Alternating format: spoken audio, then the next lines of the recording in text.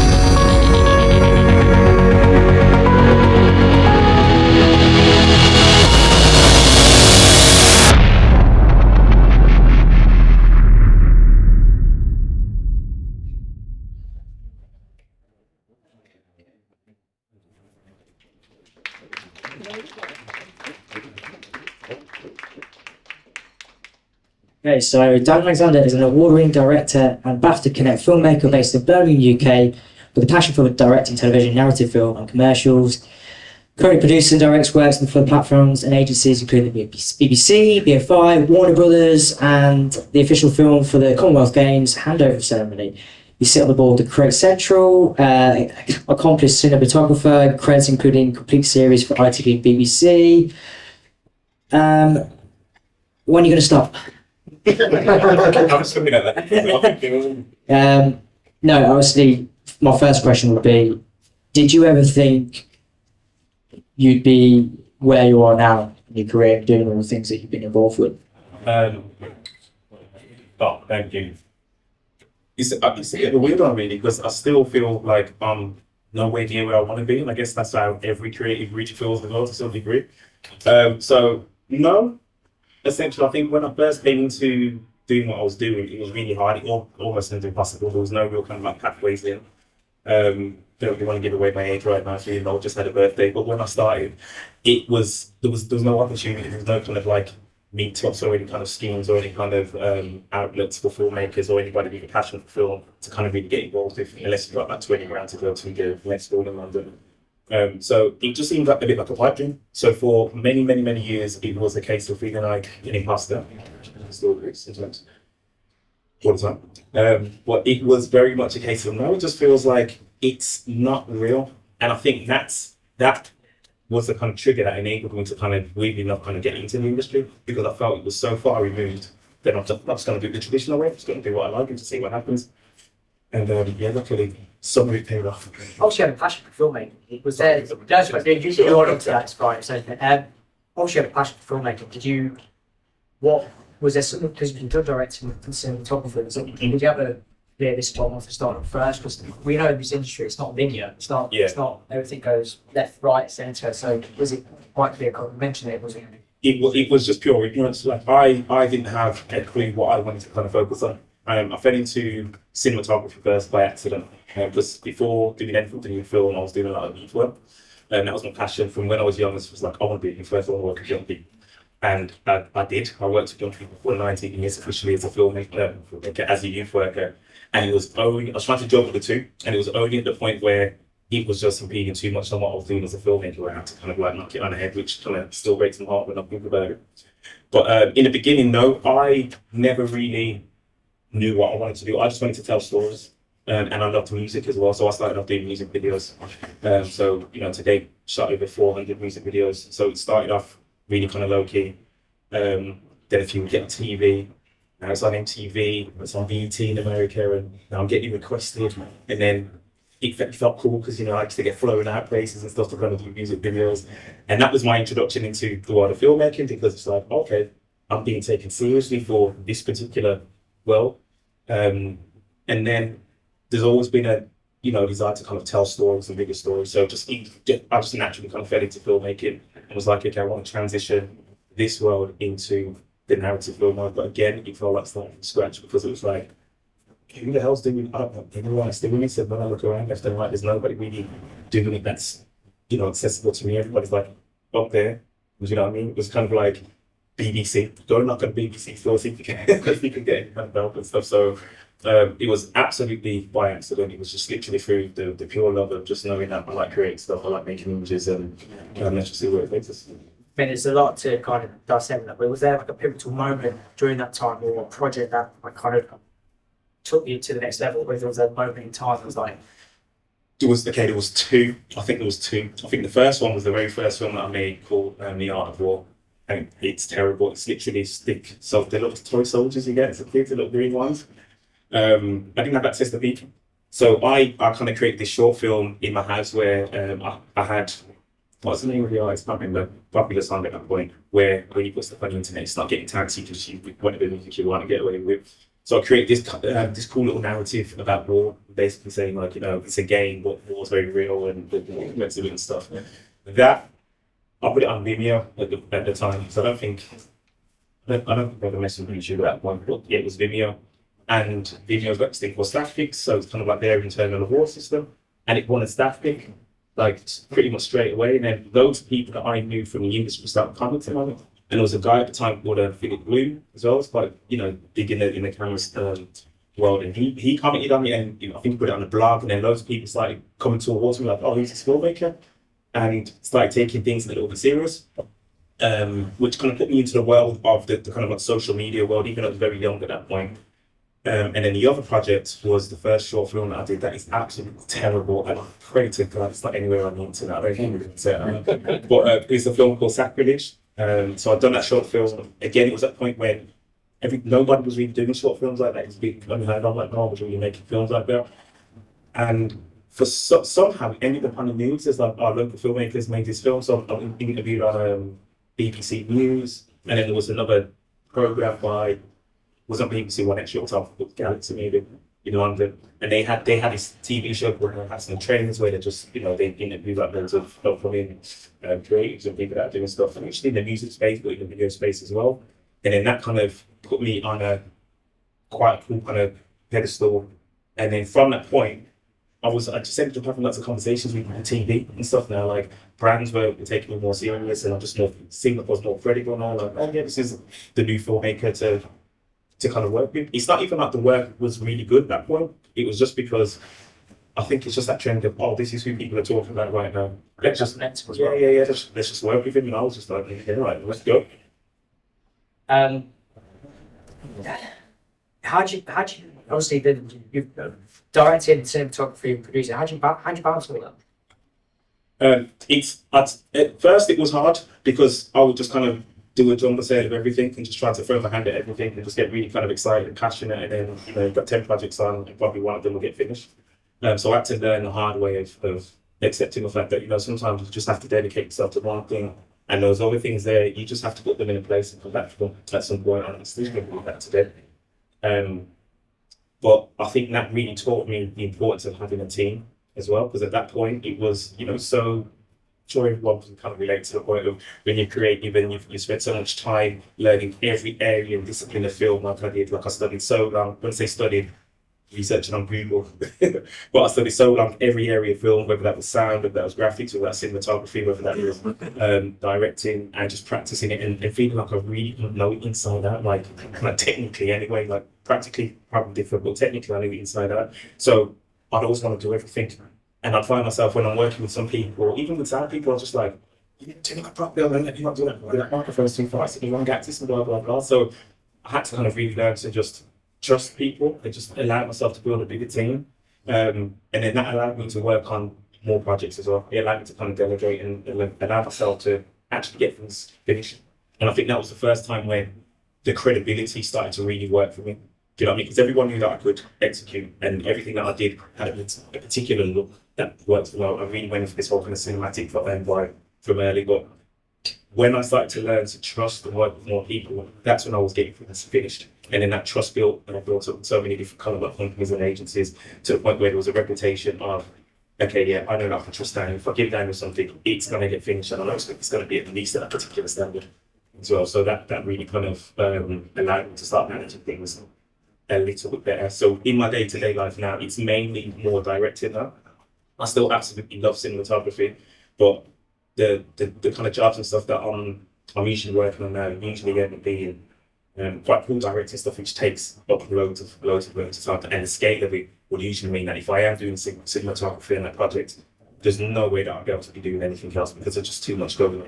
Do you know what I mean? Like I come from a background of, shooting, direct our own stuff. You know what I mean? I've done documentaries for BBC from like years ago as well, like, just PD, just producing and directing and shooting your own stuff. But now working on some of the biggest stuff in TV and film, and even in some of the new projects that have just been greenlit as well. I've got no choice. I just have to kind of stand back and just just trust the team and just kind of focus on what they do. After project career, the mentor, have you had any sort of support on the way, like mentors in any way, or kind of learn from, or financial, I don't, just any support on the journey, just to kind of. Yeah, I mean, I've had absolutely loads of support, but not in the traditional sense. Like I've not gone to college, I've not gone to university, I've not gone to film school. I've probably been part of one or two programs as of late in the last 5 years, but coming up, the support has just been just kind people, just people just like willing to just pour into me, and just being like, no, I trust you, and like I'm gonna work on this thing for you for free. Do you know what I mean? Or I sometimes just a kind word, just being nice. There's people in this room that have been given really, really, really good, solid advice and support in times where you can doubt yourself, and I don't really do it. Like it might not be the traditional way of doing stuff, but just do it anyway. And then when it works out, and you actually see that things, not only have they worked out, but they've worked out way better than if I went down certain particular traditional routes. Do you know what I mean? It gives me a certain level of ownership, it gives me a certain level of credibility. The conversations that I have now are just way different than some of my peers and what it could have been. You know what I mean? As opposed to me having to knock on certain doors. Like 99% of the opportunities and things that I'm doing now are by people coming to me. Do you know what I mean? Like the idea of like BBC and ITV and Channel 4 and these kind of companies coming to me and saying, "Oh, will you direct this? Will you do this?" seemed unreal at one point. Do you know what I mean? And now it's a reality just because of being able to be confident enough to just have a vision and just have a vision and go with it, not knowing whether it's going to work out, not knowing whether it's right, and just figuring it out along the way. As long as the vision is clear, for me it was clear, like I want to make films, you know what I mean? And I'm just going to keep going in that direction. I haven't got all the answers, I don't know all the right people, but I'm just going to keep going this way. And along the way I've met so many cool people and so many supportive people that as long as you keep moving, you just build up this kind of like support network where it's almost really hard to fail because there's so many good people around. I think you've got a lot of positivity. The attitude there is just phenomenal. It would definitely disappear if I was driving for any longer, just so you know. But what challenges have you faced in the industry, and how did you work through it to overcome it? The biggest challenges that I face in the industry is anytime that I've had an idea, a big idea, or wanted to do something of my own independence, it's always been a case of, no, it's not going to work. No, we don't want to support that because we don't believe that it's not going to work. Like even down to the very latest project that I'm doing right now, that is never going to work. And I think it's just because the industry is very used to things being done in a particular way. It just has been for a while, and it's kind of tried and tested. However, my mindset is the world's changing so rapidly that sometimes we don't even see where we are right now. I always say to people, like, in 5 years' time, I bet filmmakers are going to look back and be like, oh my gosh, we were living in a time where we could have actually just done it ourselves and just built an audience and got a certain level of, what we were actually looking for, to the point where it might be too late. I don't know what's going to happen in 5 years, but we're in a time right now where it's here, but it's almost invisible. People don't realize the power of building your own audience and tapping into your own people, and what that can literally do. Do you know what I mean? Because time after time, people are doing it. If somebody's got a unique voice or got a unique story to tell, and they're brave enough and bold enough, and they're dealing with the stress of actually getting it done, I think you'll be so surprised with what can actually be done. But in regards to like the industry, when I'm pitching it to people, it's kind of like, don't really believe it. You know what I mean? Just if I'm doing something generic and I'm pitching, that's a bit different because there's a track record there where they know that okay, you've worked with all these people, you get it done. This thing's still on the TV, that thing's on the TV, so we trust you to that degree. But you want to do something that's a little bit outside the box. Nah, that's where I'd say my difficulty has been, which I'm not able. I mean, you kind of alluded to some of those organisations you kind of work with, but what's it like when you're raising like that? So some of them maybe less personal, maybe do a little bit about.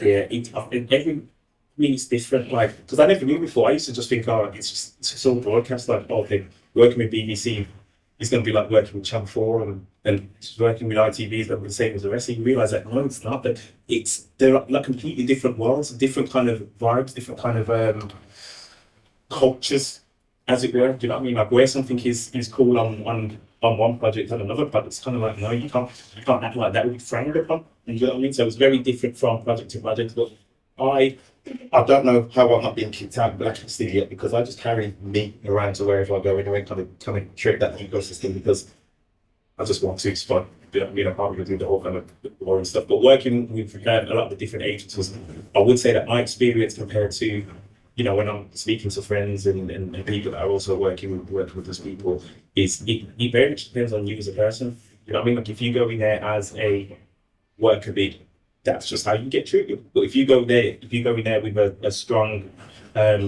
understanding of the identity of actually who you are, it's a completely different experience from what I've seen, and it's weird because it's not written anywhere. It's not anything that anybody's ever going to say. It's not going to be published anywhere, but it's just the fact. People respond to you based on where you stand as a person. Like this is who I am. These are my values, and this is how I get on. And as long as you're strong enough to kind of be true to yourself, then it usually will echo on and you'll be able to kind of create your own little ecosystem no matter where you go. Is that your identity being really strong as a start? Is that something that you've honed? It's got strong kind of. Yeah, but it's even saying it. It's it's a two-sided sword, because on one hand, I definitely stand on it, but on the other hand, I'm always shaking in my boots. Really, I'm always nervous. I'm always just like, I'm not disqualified in a way. Do I belong to be here? I'm different. Do you know what I mean? Like when I first came into the industry as well, like even just for cultural backgrounds, I was just like, I'm the only black person in every single room that I go into. Do you know what I mean? And I feel different. We don't even have the same kind of conversations. I don't even know. Like everyone's having small talk about this band and that band. I was like, never heard of any of them. Do you know what I mean? I grew up in a Jamaican household. Like I can tell you about Bob Marley. I can talk about. Do you know what I mean? Like it was very. There's a lot of that. So that's going on in my head. But on the other side, I have to fake it. I've literally just been faking it to the point where it becomes real. So I can go into a place now and just be automatic. Do you know what I mean? Like coming to a place like this, like, even a few years ago, by myself, I'd have been like, oh my God, no, because what happens when Andy's not here and no one's going to talk to me? Like it's crazy, because now I'm just like, no, I know who I am, and this is the area of my life that I'm comfortable with. Do you know what I mean? Like I'm a very comfortable person everywhere else. But in regards to film, like I love this, and I'm so comfortable because I know what I don't like. Just stuff that I don't know. Talk about all these kind of like, amazing French classic films and stuff. I'm okay with saying I'm never heard that. I don't know. It's just not my thing. Do you know what I mean? But before I would have felt like I need to kind of fake that. I need to kind of like just be like, oh, yeah, it's great. It's like no, I don't know. Like it's okay. Like it's okay that it's okay that people with different skill levels and have different tastes, and that's something that I have to kind of work on all the time, because I still battle with it. You know what I mean? But I do feel like I have got semi-good at, regardless of how I feel, knowing that I have to present a certain thing and I have to have a certain kind of strength when going into certain rooms and doing certain things, because ultimately the thing has to get done. And I think that comes from being a dad. It's kind of like, regardless of how you feel, there's two little girls there that need me to show up. There is no excuse. So regardless of how I feel, show up. And I feel like that's definitely kind of transition going into film. I suppose as well that kind of keeps you on your toes to have that mentality of kind of imposter syndrome, just knowing that you're in the room.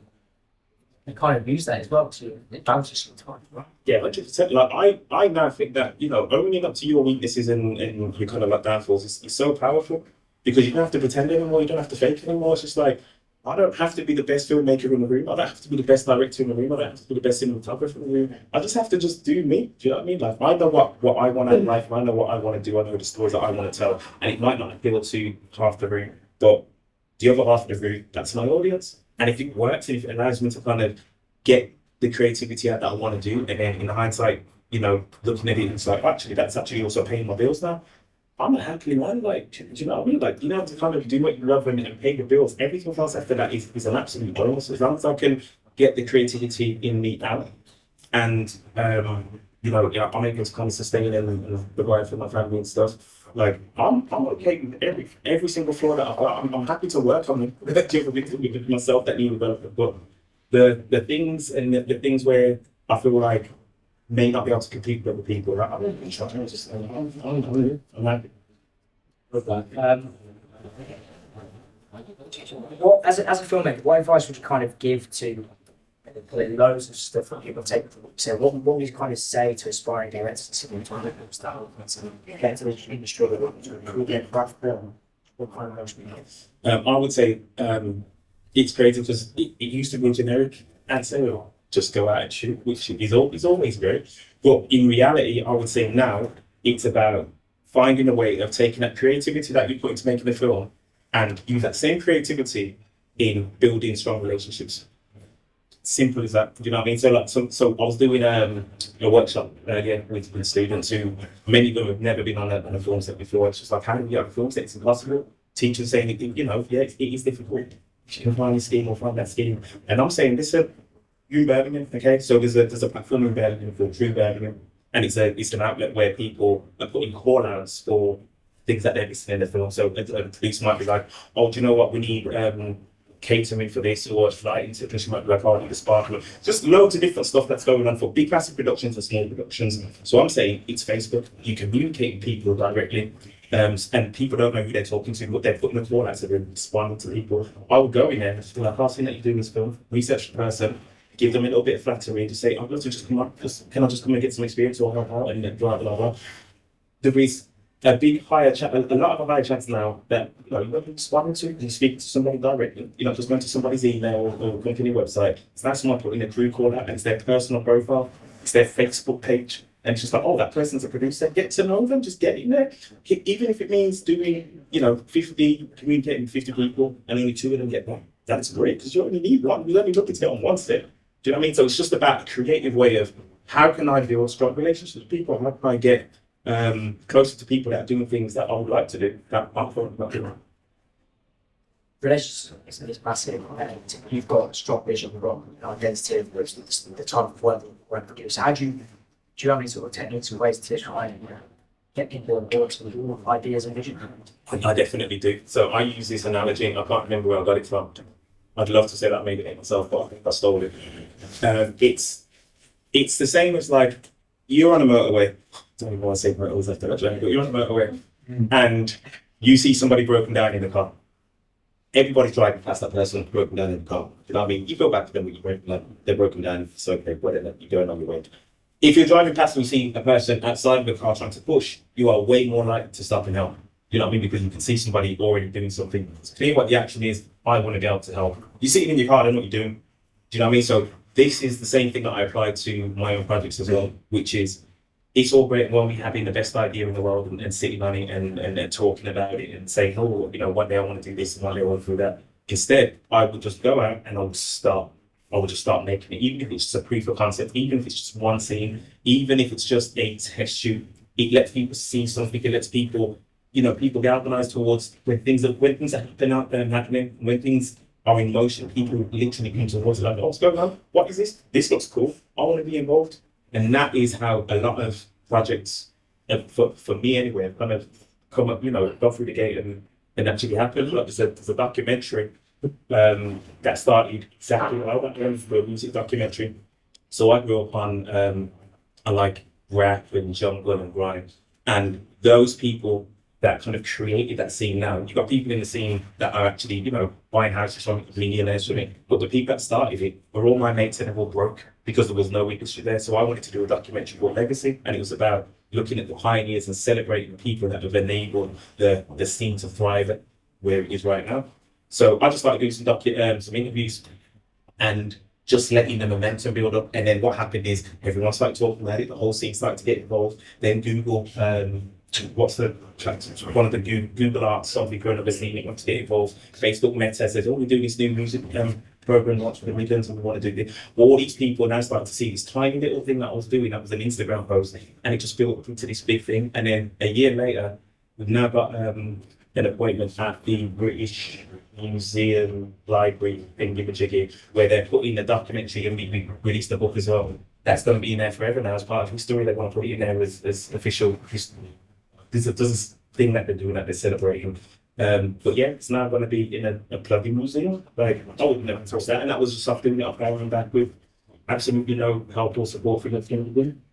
But things you've crafted, the fact that you've done the work, you've done the graft, you've put the work in, this is also that reliability of that, yeah, Dan examples of like stuff done, filming. I suppose it's our analogy of get out there, just do the work and prove that you're capable of doing it. You've got a really solid idea, then do it. Enjoy it. 100%. And I think the real power in that is people though. It's just like, as long as if you're doing that, people are going to come around you. And once you've got momentum and you've got people, it just creates this energy where people can see that something's happening and people want to get involved and people want to champion. You talked about that particular documentary there, but how do you approach your storytelling in your projects, and particularly sort of the narrative films and documentaries? Before, if I'm being honest, in the beginning it was a case of how can I make it look really pretty so everybody takes it seriously and I don't feel silly and people will be like, oh, this is amazing because it looks good. That's how I used to approach things. And in the early days, when it was hard to make things look pretty because the cameras weren't what they are now, that got me through a lot of doors until people started to realise, oh, bloody hell, this looks good, but there's no story. Do you know what I mean? So now, the way that I approach things is, what is the story that I want to tell, and how can I tell it from a point that's so unique to me that almost nobody else can do it except me? Do you know what I mean? So with a narrative project, it would be a case of, okay, this is a story that's been told a million times before, but what's my perspective? How does this make me feel? Where does this relate to me? So that's why even now, there's only certain projects that I take on, because before, just take on every project because you want credibility, you want money, but now it's kind of like, no, I can't really add to that because I've got zero experience in it.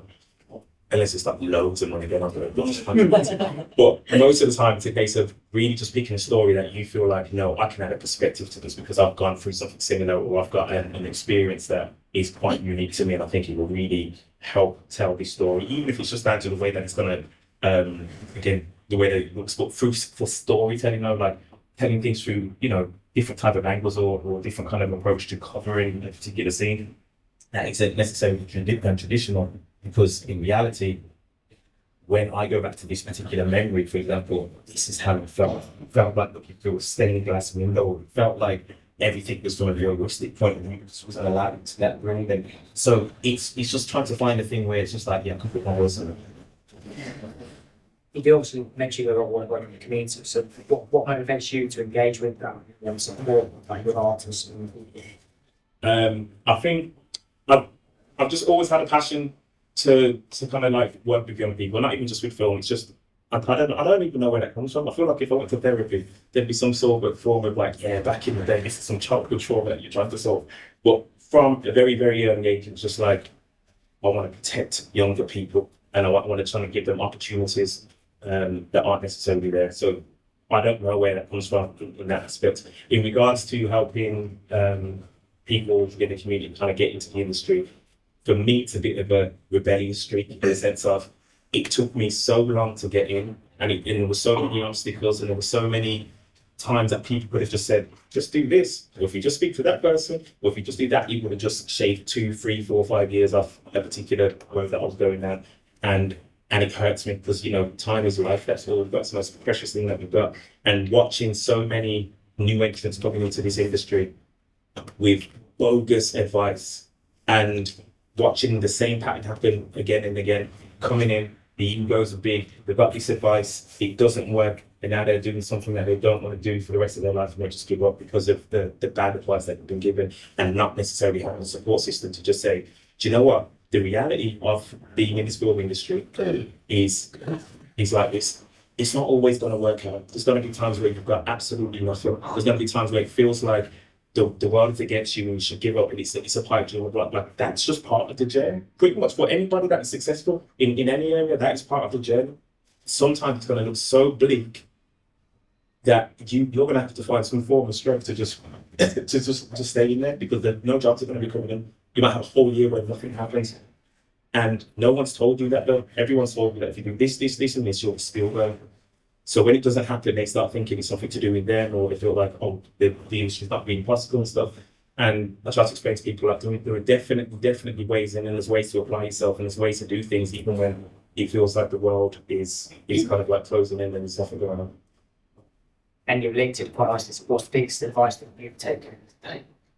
The biggest advice that I've taken would be to be somebody people can count on. Just being reliable. Because when I see that in other people as well, I look at that before I look at skill level as well. It's just like I need to count on you from the trenches because filmmaking, I know what filmmaking is like. It's 90% probably higher and just problem solving. You know what I mean? Like everything's always gonna go wrong. And you need people that are with you and you can trust and aren't going to abandon you. And it's just like, yeah, well, it's 6 o'clock and that's what we agreed. I'll see you later. You by yourself now. Do you know what I mean? It's about having that reliability, knowing that, even these people are like family. So I want to be able to kind of make sure that I'm that for other people as well. So if I'm with somebody, if I'm on a project, or if somebody's giving me the privilege of maybe directing a project, I want to know that I'm finishing this. This is for me the marathon. It's just like there's no stopping. Like even if it means you've got to stop, walk for a little bit or crawl, like we're getting over that finish line together. Do you wish you'd taken more risks or taken more opportunities? Oh yes, there are so many things that I wish that I carried on with. So like I said, I started with music videos in the beginning. So music was the big thing. So this was before all of the like urban channels. So like the biggest urban channels at the minute, like Link Up TV, Ryan Daly, SVTV, like massive platforms that are generating hundreds of thousands of pounds. Before all of that ever was done, I was creating a channel. That's what I was doing when I was first doing in the industry. I had this thing called Grind TV, and I went around to all of the radio stations. For some reason, they just let me in. BBC One, all these places. I'm just interviewing the DJs, interviewing artists. Some of the biggest artists now in the urban scene was on this project. We did this thing where I had a friend in New York, so I did this thing where I'd send in music from the UK, and I'd say walk the streets of New York and just film it, and we just play it to like random people. Because at that point, no one's ever heard of any UK music. Like, UK go rap, what? It was like that. So it was just this massive quirky thing. And then I put it all together and I was just like, this is amazing, but it's just too much work. It's not what I want to do. And then I left it. And then I saw these other platforms come out and do exactly that. And I'm talking about like probably like 4 or 5 years after and just absolutely kill it. And for me, I'm thinking, yeah, it might not have been what I wanted to do. But the business side of me was just like, I could have set that up and just created a team and just runs that. And just does it because it was the thing. And it's crazy because only a few years recently, they're doing that American thing that I was doing 20 years ago, where they're, you've got to call it reactions where you play UK music to American artists. And it's a big thing now. It's like millions and millions of views no matter what happens. And it's like, I was doing that 20 years ago. Do you know what I mean? And it was just like, well, that was a business opportunity that is we missed. And then just general risks of just like, having stories, having ideas. Never moved on them or left them in the the drawer for so long that when you go back to them, it's like I hate them. But the regret for those things is really just upping my skill level because I just believe that the more projects that you do, whether they go out or not, they always develop you into a better filmmaker. So for me, I will say to people like, you want to try and make 10 crappy films as soon as you can, but make sure that you learn from every single one of them. You know what I mean? Because it's too easy. Like, and I'm going back a little bit, when I'm speaking to like students and stuff, there's so much emphasis of spending 2 years on making a perfect first film. I'm just like, you've got no clue because by the time you finish, you're going to hate it anyway.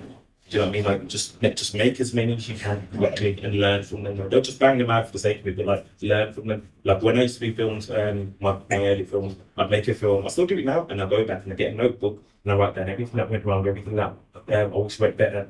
And everything that I thought would have been like this book went like that. And I still do that on every project, man. And that's what enables me to try and keep striving to get to this mountain of whatever it is. I can't really see the top, but yeah, it's something that I think is very, very important.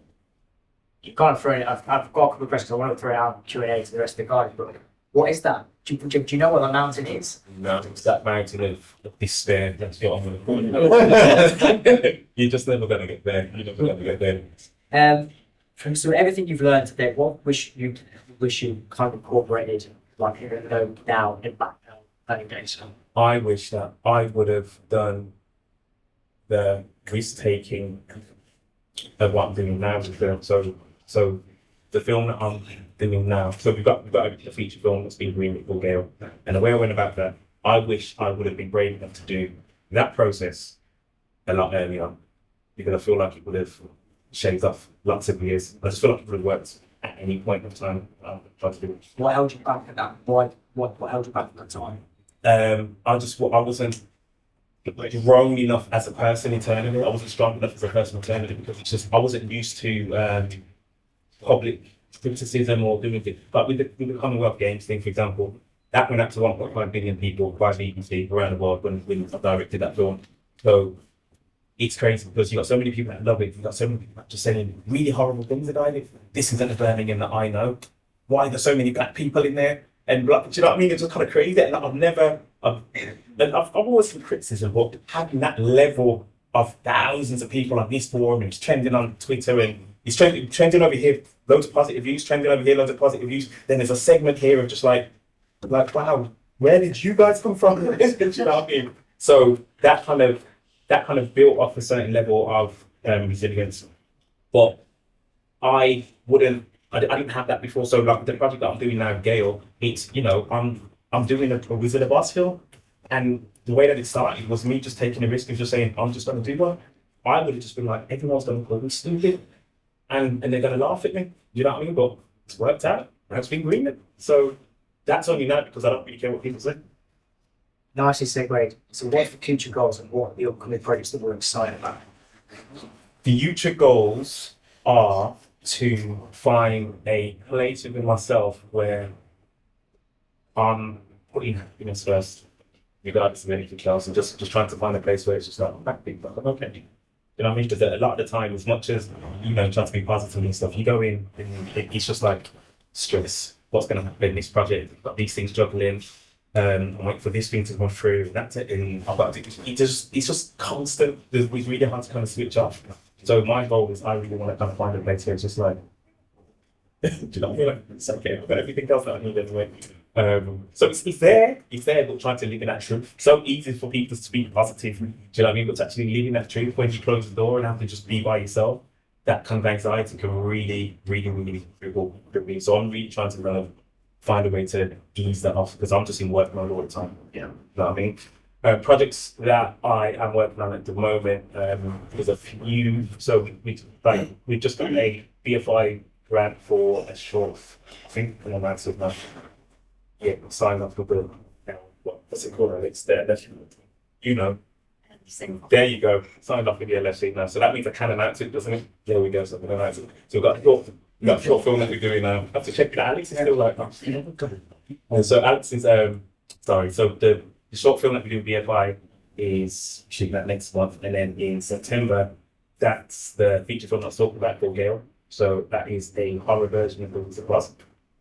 So when I say horror, it's not pure, we need a blue slasher kind of horror, it's more of a psychological thing. It's, we did a proof of concept and people were feeling like this looks like a sequel to Turn to Oz.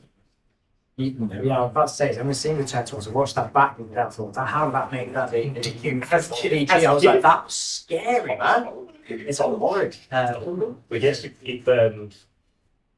so we did the concept for that, the proof of concept that went out and it went viral quickly, like really quickly. It was getting reviewed next to the major films and even horror films in Hollywood. So my goal at that point was I want to create a trailer and try and trick the world to make them believe that it's real, bit naughty. But my thing was just like, I want to make this and I'm never going to have £100 million to get this made. So what I'm going to do is I'm going to try and prove to the world like I can do it. Like I'm just going to do it. I'm not going to say that it's a proof of concept or anything. I'm just going to put it out there and see what happens. And everyone saw it and thought it was real. So they started reviewing it next to Evil Dead, next to Scream and all these massive horror franchises. Then I'm getting all the phone calls, examples from Universal, from Lionsgate, all these places saying, "Hey, can we buy the film? Hey, can we buy the film?" Just off the trailer, and I'm like, "Yeah, it's not real. I'm so sorry." But then when it worked, because was start cable, we'll give you money to make it. So I just went with the company that essentially allowed me to have 50-50 as a creator, but I didn't want to give that away. It's like with Universal and stuff, like the deals that they were offering, kind of like it's so weird because they're offering a deal that technically halfway through you could just get sacked off your own budget. Do you know what I mean? I was just like, no, I'm not doing this for all the money. I'm doing this for the longevity and trying to do this again. You know what I mean? So we did that, got the green light. We've got a distribution deal already in place for 2,000 cinemas in America. And we're just going to negotiate what we did over here as well. So yeah, I think that. You know what? Amazing. Amazing. Thank you so much for that. Guys, I'm going to throw it over to you. Anyone got any questions? So, glad you were first hand off. So, First and foremost, I just want to say thank you for taking the time to speak to everyone. Well, this has been really inspiring and very insightful as well. Thank you. Yeah, and everything that you're saying as well, like, just resonates with me in terms of my attitude as well, just perseverance, keep doing it, stay true to your voice, don't let the bastards grind you down. Yeah. It's just amazing stuff. So my question, I did actually ask this question yesterday to one of the speakers about another event, so I'm interested to get your perspective. Oh, as no, I well. can give like a really good answer now. Yeah, no pressure. So, in terms of an industry that does not look like you, that does not understand your stories or even have any idea of what your story is, how do you personally stay true to your vision? How do you find the courage to tell the stories that are important to you, to share the voice that you want to share without the pressure of diluting it and changing it up for this perception of trying to make it successful? How do you stay true to your vision and what you have to say? That is a really, really good question. And the philosophical and hearty part of me wanted to just give another answer, which is probably going to be very typical, but I'm not going to give that answer. I'm going to give the practical answer of how I actually use it now, which may sound a bit crazy. I'll weaponize it. Okay, and I know that it's not even cool language, but I weaponize it because I'm aware that we are living in a time now where my stories from my background and my culture have to be heard. Do you know what I mean? And there's even quotas of how much things need to be delivered from outside the norm, essentially. So I embrace that. I'll be like, I'm not watering it down. I'm going all in on this is my reality, this is my truth. And what I find is it's received well. Wouldn't have been the case 5 years ago, or maybe a little bit longer. But now, if you can dare to be different and stand out, it's so much more powerful. The conversations just happen. You know what I mean? If I'm telling to just be candid, if I, as a black man, as a black director, if I wanted to go and tell a story, a James Bond story, it's going to be very, very difficult for me to get through the door. But if I want to tell a story about my experience as a black person in a particular, confined setting, whatever, that is unique to the point of I'm the only one that can tell the story because it's authentic. I've got the access to the community, I've got the backing of the community. That puts me in a very powerful place because what happens now is when people are telling stories, people understand that one of the most powerful things are audiences. So it doesn't matter what story people are telling, if there's no audience there, you've got absolutely nothing. So we've stories from my culture, like people of color are the biggest consumers on the planet of entertainment. So there's an army of us. Essentially, there's an army of us that are waiting for things. Now that doesn't mean you go out and make a generic, stereotypical let's kill everybody in the hood film. But regardless of what you make, if I can only speak for my community, for the black community, if I go out and make a film that is centered around the black community, regardless of whether people will like it, every single black person is watching it. If you make Top Boy, for example, even though that's not the kind of thing that I'd necessarily make, if you make Top Boy, whether people like it or not, people say, no, this is not a good representation of our community, every single black person is watching it. And the power that you've got there that you have to kind of subtract from that is there is an audience there that are hungry for stories that reflect them, which doesn't necessarily need an agency or an industry to deliver it for them. If you can find a way to tell that story authentically that they can engage with, all of that industry that you're hoping for are going to come to you anyway. And it happens time and time and time again. And I can give you so many examples of where that's happened, whether it's from a serious drama, whether it's comedy, like Man Them on the Wall, or whether it's Rap Man doing something like a Shiro story and then he ends up in the cinema and now he's got Supercell on Netflix. It's always the same thing. If you can be true to your audience and you're giving the message that you want to tell, they will come. And then that's the power. That is where the power is. You find your audience and you've got nothing else to worry about. Well, thank you so much. No problem. Okay. Yeah, when you run into a problem on a set, what are the behaviours you do that you find most helpful for solving the problem? Other than pretend to not be crying in the. No, it's a good question because it happens all the time. And I think as a director, everybody's going to look into how you're going to respond and it's going to echo down. So for me, I do this thing where it's okay, it's a solution. That's just how I approach everything. It's okay, it's a solution. This person not turned up their case, it's a solution. Like I don't allow people around, and not in a horrible kind of controlling way, but I don't allow moping around. It's just like, it's okay.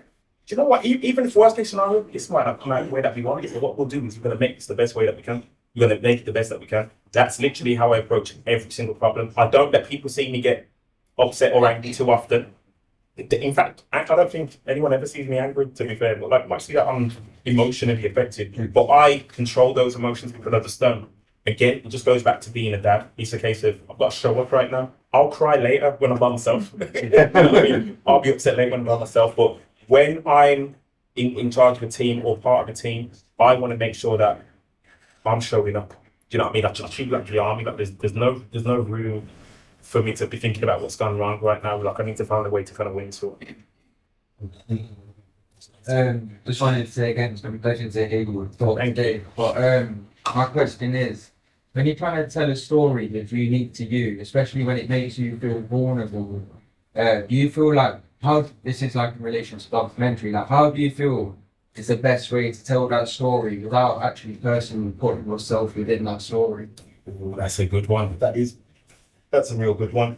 I think when it comes to things like documentaries, like we did a documentary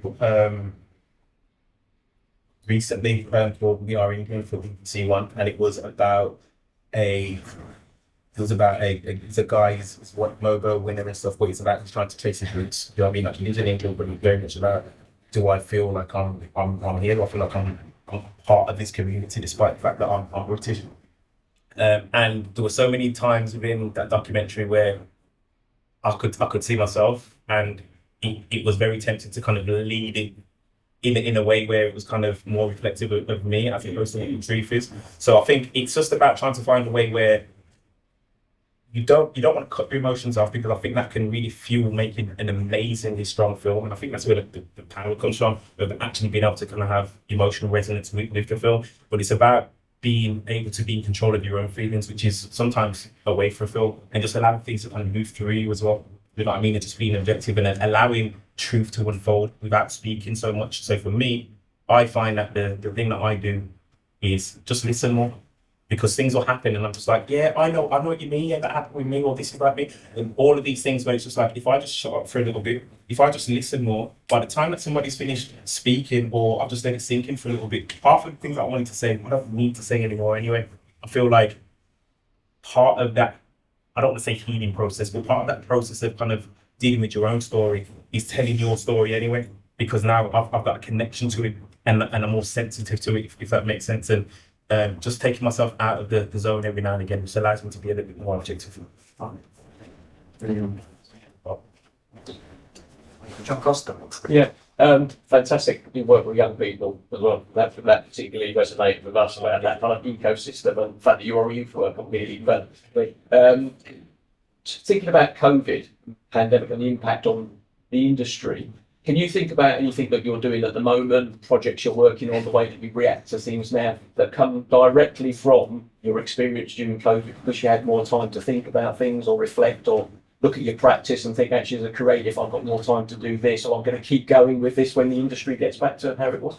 Yeah, really good question again. I mean, my first thought was, I just want to go and sit on the beach, to be fair, and like, the world stopped, like I could think again. But no, I did respond to it. So during COVID, it was difficult because obviously nobody's doing anything. So it took me back to that kind of creative process of when I first got into the industry. It's just like you felt like a kid again, like, oh, what can I do?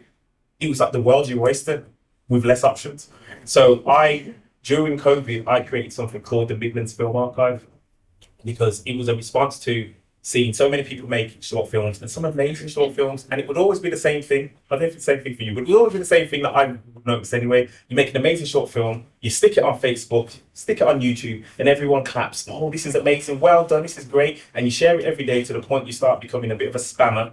And then it's kind of like, I've got to stop now, haven't I? And then guess what? Your film is never seen again because it's just lost in the world of YouTube, and you don't want to keep reposting your own stuff. No one else is going to repost it. It doesn't have a home, essentially. You do film festivals. When film festivals are done, the films don't have a home. So what I wanted to do is create something in the Midlands where all the quality short films, they can go on this website. So we've got there's hundreds of films on there now. So people can submit their films. We have it reviewed, and if it's good enough, we stick it on there. And now there's a permanent place where those films can live. So people are discovering these films every single day because we've got new filmmakers on. Those filmmakers are bringing their audience to the site. They're discovering these other films as well, and it's just created this cool little ecosystem during COVID. And now we're continuing it on now, and we've got BAFTA winning films on there. We've got feature films on there. We've got short films that everybody would have seen at some point. And yeah, just a response to COVID. Doesn't make me any money, but it helps people. So yeah. Brilliant, thank you. Cool. Yeah, man, go for it. But yeah, so question I've got, you release this to a lot of creatives. I think everyone in this room might agree that we all have our different process in terms of doing this. So in terms of your creativity, in terms of where you get your creative inspiration, where is that source for you? And how do you feel that creative world that you can tap into with self-stories that you want to show the world? So I think about this quite a lot because everyone usually people explore that question, right? Like where do you get your inspiration from, or who inspires you, and all these kind of things. And it's just different all the time. Sometimes it's pain, sometimes it's just life, sometimes it's you'll hear one line of a song and it's just like, wow, I want to do something like that. It's literally just life. I think it's when you can just shut off trying to force something and just kind of go through life. It just works. That's how the process is for me anyway. It's that I don't know where it comes from. You know what I mean? A lot of the time, if I'm being honest, the most ideas come from when I slow down, when I allow myself to just kind of disconnect and not be concentrating on all these different projects and stuff. And I'm just like, I'm not even thinking about film. I'm just thinking about the family, or I'm just gonna taking a few days. That's when the ideas will pop into your head. And I do believe that might be similar for quite a lot of people as well. So I'm so glad you said that because I'm giving myself advice now while I'm talking. Like, slow down, before you down again. Yeah. So thanks for that. Thanks for that advice that you gave me. Go ahead, Ken. I'm waiting. Sorry, I'm too eager as well. Yeah. Who's the mentor or advisor, or even just an encounter you've had that was the most transformative for you? It's gonna sound really weird, but the elder generation. Yeah. And nobody in film. It's just like I did this thing at one point where I wanted to speak to as many people 90 plus as possible. My nan's 90, do you know what I mean? And I wanted to just get advice.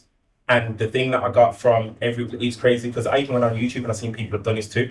And it's crazy, it's universal. The advice is always the same. It's just like, I wish that I didn't care so much what people thought of me when I was younger and just did what I wanted to do that made me happy.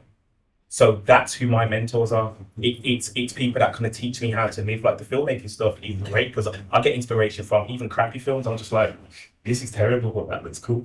Or I don't ever want to do that. Do you know what I mean? My inspiration comes from all over the place. But when it comes to films and how I apply things, it usually comes through life meetings because I feel like I can always apply that to myself. And then it makes my filmmaking experience and the product a whole lot different because the pressure's different and the expectancies are different. I'm just like, I don't know if this is going to work, but do you know what?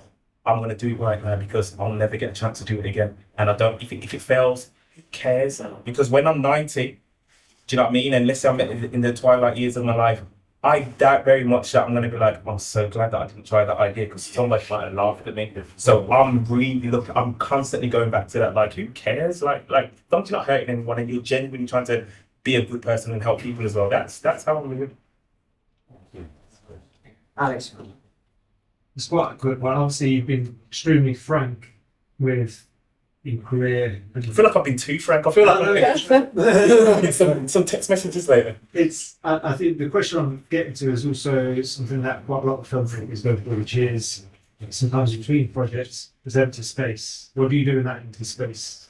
Rack my brain on how I can fill it by any means necessary. So it's not always healthy. I would say if luckily now I've spent a lot of time trying to work out finances and understand how money works as well. So I try to buffer my life in a way where I understand there's going to be quiet periods where there's going to be zero income for a long time. I might be working on a passion project and there's going to be zero income. So I've designed my life in a way where, okay, I can tap into that pocket of money. Before that, I would find ways of saying, how can I make money? So for example, I've just literally just launched a project to try and create a kind of like funnel for me where when things are slower, instead of keep tapping into investments and money all over the place, I want to create something that constantly generates income. So I've created 2 new projects, one called Framewave, one called Monoreels. So Monoreels is monologues for actors, but in a very cinematic way, something that hasn't necessarily been done before. Because actors are always needing stuff for their show reels, and I wanted to do something where I know what casting directors are looking for. I know that I can do something that is very different to where everybody else is different when it comes to monologues. That can be a business that runs all the time. And then Frameway is a workshop. So it's a series of workshops for cinematographers and directors, and they run once a month. And we've got automated payment systems and stuff. So it's just ongoing, and it's something that I can hand to my team, and they do. Like, I set everything up, and now it's there. So that's how I try and fill my space, in a sense of, okay, I'm going to create something. So essentially the short answer is, yeah, I create. I have last one. How did you make the jump from no budget filmmaking to yes budget? Faking it, just pretending that I was more confident and capable than I wasn't. Where can it go? By people trusting the fact that at least they can see I finished stuff. So I would have 10 projects that cost absolutely nothing, but they'd look cool and they're all finished. So when I'm having a meeting with, if I'm speaking with somebody from the BBC now or a funding agency, they can see I've got a track record of getting stuff done and it looking good. They don't care what the budget was. They don't care where it came from. It was done. But when I got the BFI gig, I've never had that amount of money to work with before in my life. Do you know what I mean? But it's a fact of, yeah, but standing and I know that he's done this. He gets it done. It's a reputation thing. And by being visible, I don't know how that resonates with everyone else, but for me, I discovered that I have to be visible. You have to be visible for people to kind of, give you the kind of trust that you'd hope for in the sense of moving things forward. So being visible means just constantly doing stuff. And if there's no work coming in, create something that's cool, create something that is genuine, that people can speak about and resonate with. And it will, the rest is almost just like magic, and it just happens. Well, the minute that you stop and you just keep waiting for this idea or hoping that an opportunity is going to come, it does for some people, it's very, very rare. But when you go out there, you just say, I'm going to be brave enough to just do stuff and just be loud and proud. It attracts people.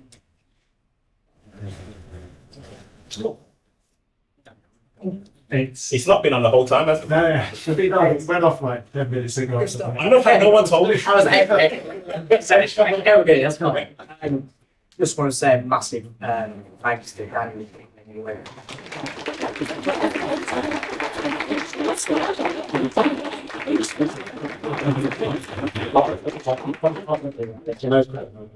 But thank you so much for coming over. We're going to have a short break now. Grab yourself some drinks, remember? Drinks downstairs, and then we'll look for back. We're going to have a second round of film. So we've got a fantastic guest panelist on today. We've got ourselves Alexander Jackson, Steph Lee from Kinavino, Richard Strong, and we've got Tom Whitworth. And I think I'll pass it over straight away as just to give a short introduction. Alex, will play first show reel. Tom Whitworth.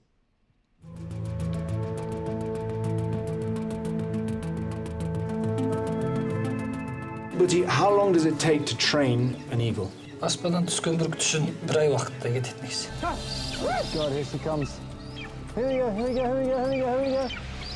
Oh my goodness. I don't quite know how to put into words what I've just been through, witnessed and experienced. It's beautiful. Welcome to paradise. Awe-inspiring. Freedom up there. You're not quite home yet. Is that something out of Indiana Jones? Yes, got one! Weka tanondo ya familia yetu. Help me to safety. You're a wonderful, wonderful person. The islands are getting in danger. Do not try this at home. Wow.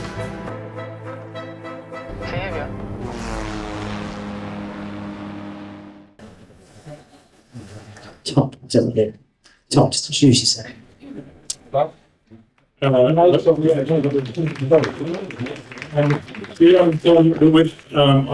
originally from Leicestershire, but I live in Bristol now, and I make TV, largely TV documentary and television series, focusing in the wildlife arena, but mainly with presenters. I've dipped my toes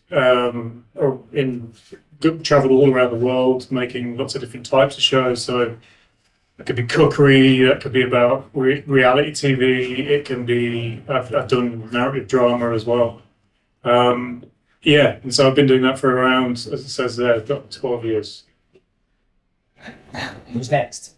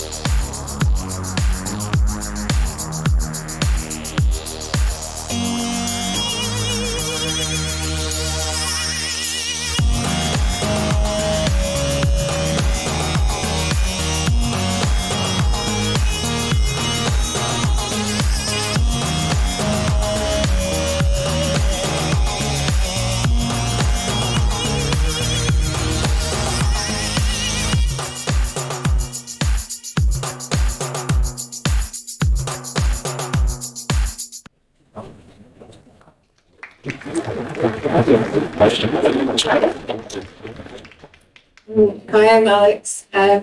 Until 6 months ago, I was a Verify Network talent exec, and I was in that post for about 5.5 years. And then I've recently gone freelance as a talent development executive. That's me.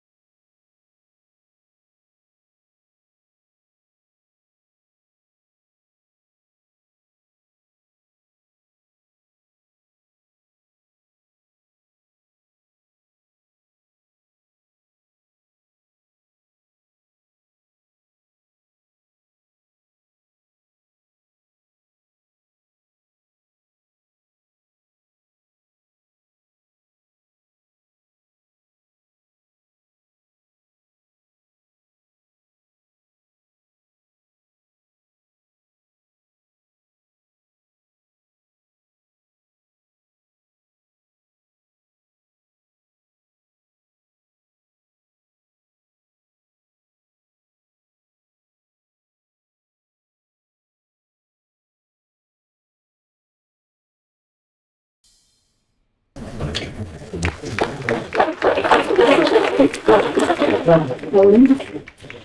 everyone, I'm Steph from Kinobino. So we are an animation studio based in Leicester and we do 2D animation, primarily for education, healthcare, children and community projects. Last but not least, Awesome. So I'm really clear, I'm not going to make this show real.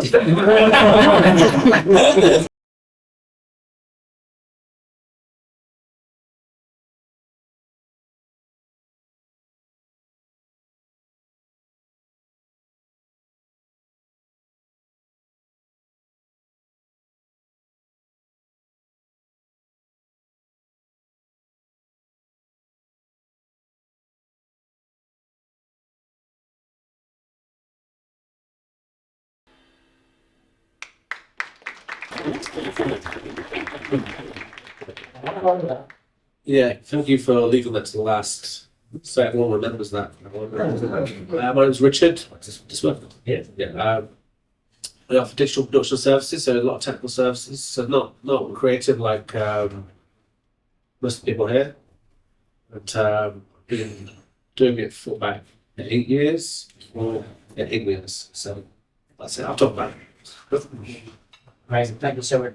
Hey, I'm not sure whether it's break, so I can put down that really good to work, so maybe the projects, but all of your work is I'll go straight into some Q&A, shall we? Okay, so this event is obviously about create growth. It's about your careers in, taking risks, taking opportunities, getting advice, taking financial support.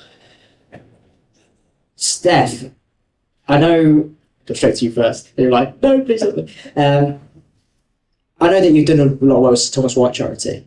I know, what impacts does that's kind of support help your business? Can you just do a bit of background of like where you were at that time and what that you got enables you guys to go moving forwards? Yes, this could be interesting. Okay, so I don't know if everyone knows about Sir Thomas White Loan Charity, but they're charity based in Leicester where you can get a loan, a business loan. So I was freelancing for about 3 years as an animator, working in agencies and kind of building up my client base, kind of getting some bigger contracts with companies like Baby Centre and TED. And I'd kind of got to the point where I wanted to grow and be more than a freelancer. And I also wanted my husband, who's also an animator, to join me. So basically, Sir Thomas White gave us that opportunity. So I applied for that to kind of buy new equipment and rebrand basically my freelance business into Kinobino. So without it, Kinobino wouldn't be here really in its current form. Rich, now DIT. That's what I think everyone you can hear me, right? Yeah. I can hear back and forth. I've done my rings today. Being a DIT obviously is considered like a desired role in the industry. You've carved your way in that role. How did you get into it? Tell us a bit about it and how you got into that role and made it your own. Yeah, so I've always been a very technical person, so computer background, but a creative person as well. Growing up in Leicester, we didn't have a lot of formal education in film production, so I had to learn a lot of filmmaking processes myself, to teach myself a lot of technical aspects. And I realised at one point, in my 20s, people were asking me for technical advice. And I realised there's a gap in between the technical glue between filming and distributing it. There's a lack of understanding. Whereas people are asking me this information, surely there's a world where people get paid to do this. So I started looking it up. I started putting my logo together, creating a business plan. So I was 29 time, and so I'm just trying to remember. That's why I'm not looking at you guys. Princess Trust offered a small amount of cash to get started, start loan, I think. Yeah, loan. I got that. It was a very small amount, £2,000. Start my business. And then years later, struggling, I also went to Sir Thomas White Loan Charity. I got £7,000, so I bought most of the kit that allowed me to work on my first feature film with Rhys Davis, DMU. That was unpaid. I used that as a shakedown cruise for my business to work out, to make mistakes, basically. I didn't want to make mistakes on professional shoots. Got my own website using all my coding skills that I had as a kid. So a lot of this stuff I already knew. And then I got a call from Jennifer Handolf, who's producer of Revenge, stuff like that. The Borderlands, which had a limited edition release recently.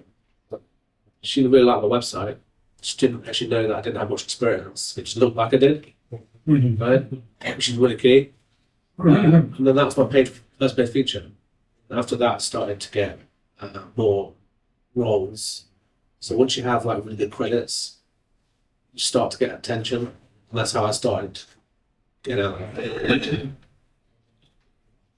Tom, I only found out earlier today. You're Leicester lad. I'm a Leicester lad, yeah. You're a Leicester lad, born and bred. You've actually gone away from Bristol. Why? Tell us about your journey and also about your roots into television. It's just prior to that, how much of the kind of experience with the work you've travelling there for you? Obviously, Bristol's not much too far away, but interesting. Yeah, it's been a long journey. Well, I've always wanted to make films since I was a little kid. And, you know, a lot of people have probably in this room. And, but turning that into a reality is very, very difficult. So went through the usual kind of steps, was at university, did an undergrad degree in film theory, which was invaluable. And then I did a master's degree in film production, which was not invaluable. I would rather, I'd say, get out there and make films rather than go and study about them. Apart from the theory side, I think that's very useful. And after that, it was the wilderness years, which is when you're just trying to get any kind of bite, you know, any kind of work you can. And at the time I was working as a labourer for my father, so that was very fortunate to have that position where I had like kind of work there on tap. I wasn't getting paid great money, but I could save up, and I ended up buying my own camera, and at the time a G5, I think desktop. So that, and I had Final Cut Pro 7, and I was training myself how to edit on that, and made 2 short films, documentaries, which got to Raindance in the same year, and they were shot in Tanzania and shot in Greenland, and 2 very, very different stories about that were very much about characters or very observational, and that fortuitously got me a job. It got me a job in Nairobi, where I was, at the time I was making films like NGO films and doing some commercials. Very few and far between. I mean, I was surviving on, minimal money. But that got me a job making a car commercial, which then, took, at the time, this was when Top Gear was out. When I think the Andy Millman days, when it just changed. Top Gear was a big, big show at the time. And so we decided to do Top Gear in Kenya. And that was quite successful. And it got me a job making a pilot for a cookery show. That cookery show took off, and I ended up making 46 shows around the world across 5 years, where I self-shot them and edited them with a very small team. That sold to Channel 4 in the UK, and I decided to come back from living in Kenya to here, which is then where my next journey started, really. And ever since then, I've been making TV for National Geographic, Discovery, Netflix, BBC. And I largely work with presenters, Steve Baxhaw being the biggest one. Alex. Yeah, tell us about your kind of your career journey, because I know you've been on the Empire, you've worked media tourism, and now you're freelancing just kind of explain kind of what your passions and those that I'm taking you to the step.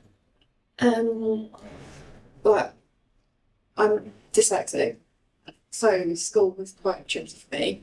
But I actually went to school with Richard, and we had film studies together, and I felt like, I've told this story before, but I felt like I could learn everything about film. I couldn't learn everything about books.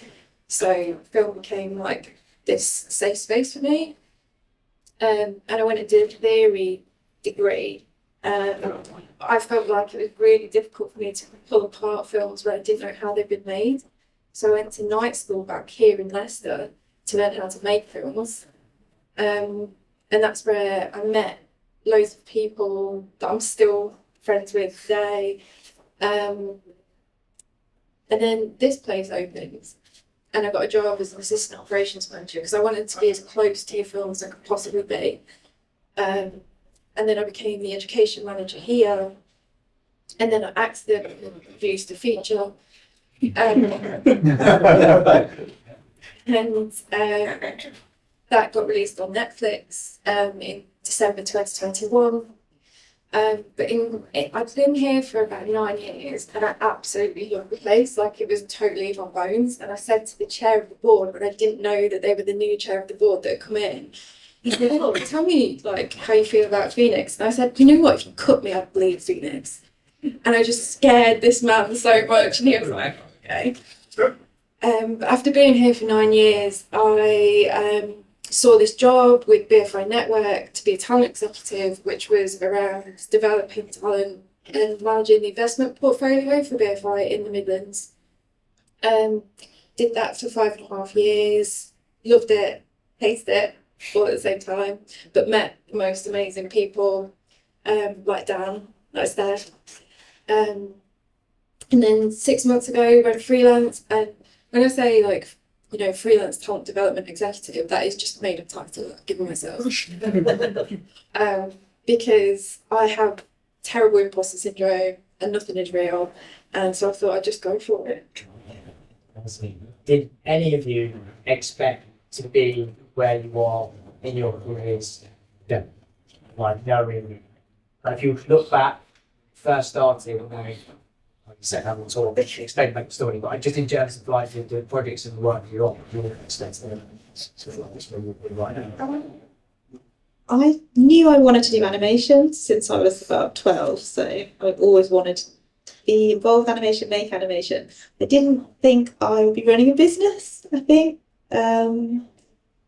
But yeah, I found that I actually really enjoy it, even though, like Alex, like you said, like a BFI job. Like, I love it and hate it, but yeah, I don't think I'd ever expected to be doing the business side things.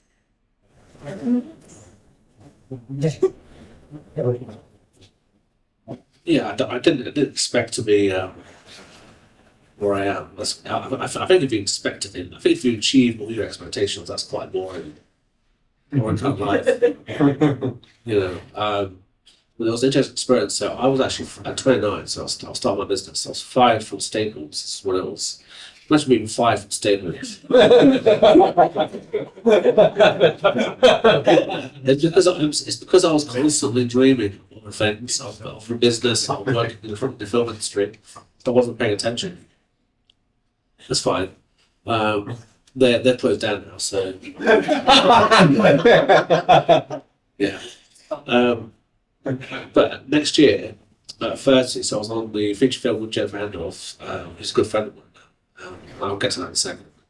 I was on the lunch line, and I was talking with, I'm going to name drop, by the way. I was talking with Angelica Houston, and she was in Wales on Melissa Joan Hart's horror film, Watcher in the Woods, I'm just trying to remember. And I was talking with Angelica Houston, and it was just mental to me. The year before that, I was fired from Staples. I realised in that moment, like, it broke some sort of limiter in my brain. And I realised what people think is impossible is just not. you can be at the worst point and just fired from a retail job. Then you're talking to someone who used to date Jack Nicholson, who's like the daughter of some mega famous director, and in her own right, she's a star. It was just crazy.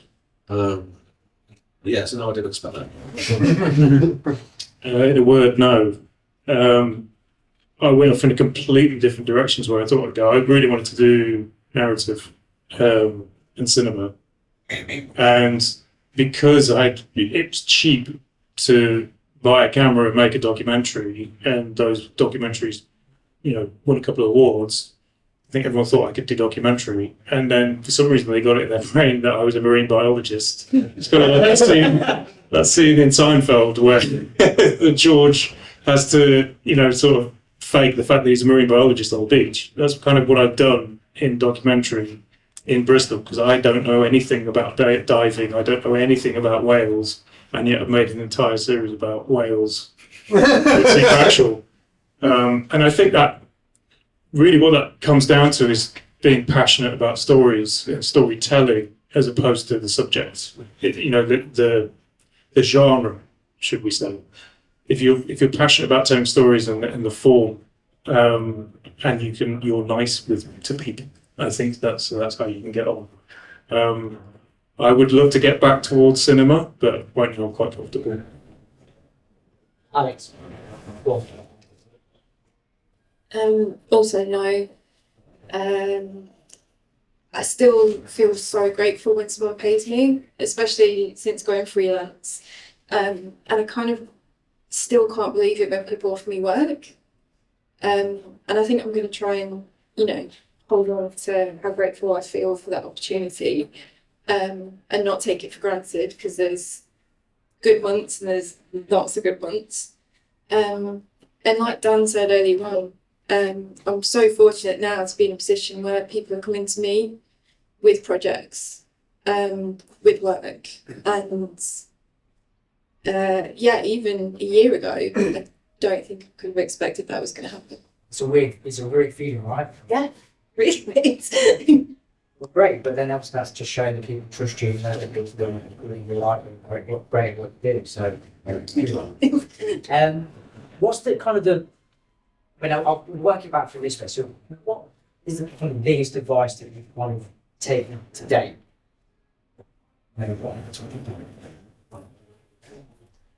Well, I haven't had it.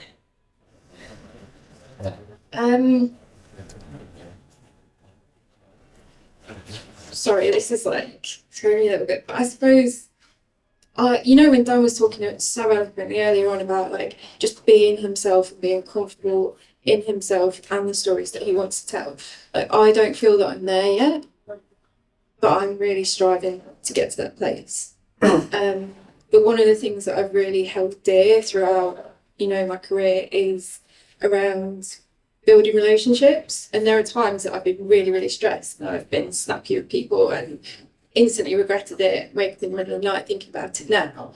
But for the most part, I've always tried to be kind. And, that has brought me both great collaborators who I work with time and time again, but also great friends. And we've kind of grown up in the industry together. And I would say invest in yourself, invest in your training, invest in building those cohorts of people around you who you will go out your way for, who will go out their way for you, and you can't go wrong with that. I'm kind of going to say the same. I think Daniel's talk was really great actually, and I think what he said about being true to yourself, I feel like only just starting to get there. I've always kind of put myself out there, but I've always been really nervous about it. And even coming to talk here today and just trying to be more visible. It kind of feels good. I can just be myself and I'm not going to worry about everything. It's all going to be fine. The other bit of advice is more businessy, because I've got my business head on most of the time, but it's more about all the boring stuff, your contracts and your accounts and your cash flow, and really getting your head around that's so important, because I think, if you can't get paid or if people are paying late, then it's just extra stress that you don't need, and you want to be able to use your time to do the fun stuff like the directing or making art, drawing, or whatever it is, the filmmaking that we'll do. So the question was what advice given, not advice that we get. today? Best advice you have today? The thing is, you've got to see. I like a lot of Eastern philosophy, Buddhism, and stuff like that. And this is a side of me people don't really know. But one of the last things the Buddha said was, "Be a light unto yourself," which is you take in everything, right? You learn from everyone, everything. You use what's good. So I can't name a single bit of advice because I like to learn from everyone. But if I have to narrow it down, I really like the be like water, Bruce Lee, which is actually a Buddhist thing, by the way, not Bruce Lee. But it's about being adaptable. So I know Raj has heard this over there recently. But if you have an obstacle that prevents you from going somewhere, you have to adapt to it. It's like a river that works its way down from a mountain to the sea. It will always work its way down the mountain, but it won't just keep bashing its way for a rock. It will go under and over. You need to adapt your approach, to be stubborn and adapt how you go about things. That's how I think you succeed. So why not end up where you want to be, but you're going in another direction? That course that I talked about, where I said it was not invaluable, well, actually that was where I learned two of the biggest things. It was from two lecturers. One lecturer said to me, "What are you trying to say?" And he said that to all of the students, and I've carried that with me for my entire career, because I think if you don't know what it is that you're saying, then you don't know what your story is. You don't know, you don't know how to be true to yourself. You don't know how true to represent the people that you're telling the story about. So what is it that you're trying to say would be one thing, and then the other thing would be people look but they don't see. That was another quote from another lecturer. And I think it's just taking time to sit back and watch the world a little bit,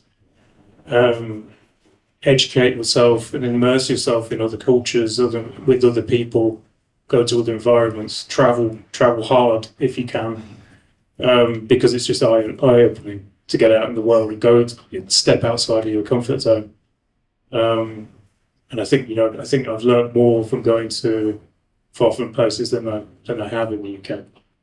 Is that, so stick on you, Tom, how is that kind of mentality, man, has that influenced the way that you produce content? Because one of the things at the moment is there's a modernisation of television content out there at the moment. Like, is that something that's quite important to you, making sure you're producing the type of content that you feel is the right thing to produce?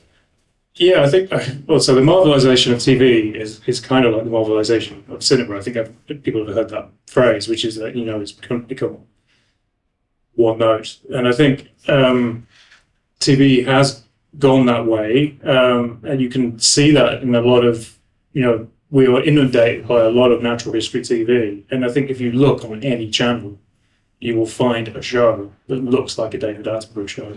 And it's, if it ain't broke, don't fix it. And I think there are so many other ways that stories can be told about that subject. And I think TV has a reputation of just sitting too comfortably and not trusting its audience. I think that's the biggest mistake that it does, is that it doesn't think the audience is smart enough to absorb new content in fresh ways, and it just is. I mean, like, whatever you think about the films that came out this year, the Oscar-winning film that came out, the Oppenheimer, whatever you think about that film, it is a $1 billion making movie about the atomic bomb, shot half in black and white and non-linear. That means there is thirst out there for original content. I think TV can do the same. Is that, and then coming back to you as a filmmaker yourself, was that something really important to you in your journey into? 100%. I mean, right now I'm working with Steve Baxhall on independent projects to do just that, because we've loved the projects that we've worked on together, and they do suit us, an audience. They have an audience. If you know Steve, he's got a huge family-friendly audience. He's got did Deadly 60, and that's part of a lot of people's upbringing. So we're not poo-pooing that at all. He will still keep on making those, but we do want to tell conservation stories in fresh and different ways that doesn't hammer people over the head with those messages, but keeps them entertained, keeps them engaged, and hopefully do something new. You've said you worked with, you were in the queue with Angelica Houston, and also we've seen from the show Bill, worked with Wrexham, some good sized projects. And I did not meet Ryan Reynolds before.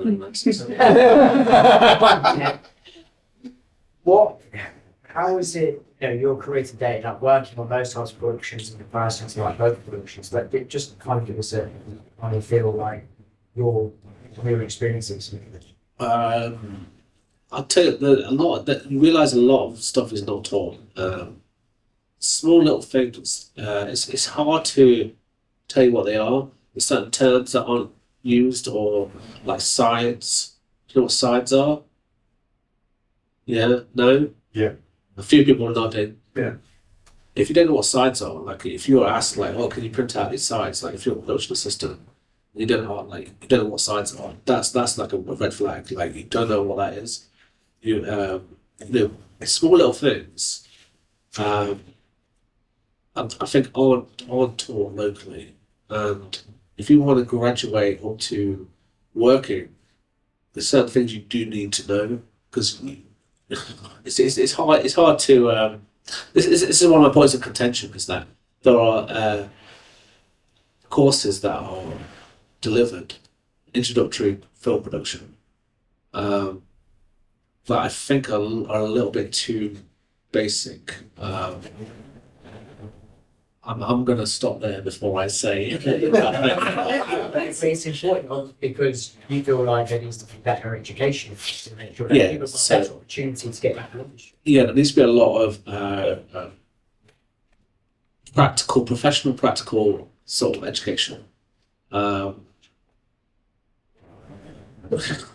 See, I'm trying to word it. No word, Richard. Just shoot from the hip. I'm trying to form a full script in my head. You need to learn by doing. So you need to learn from the ground up by professional practices from the ground up, even short films. Just do everything you do, try and do it as professional as possible. So there's understand hierarchy and stuff like that. Because once you learn it from the absolute ground up, from the very start, it becomes second nature to you when you graduate up to professional productions. So that's the key. The key is to learn by doing, and to learn from people who've succeeded, people with experience.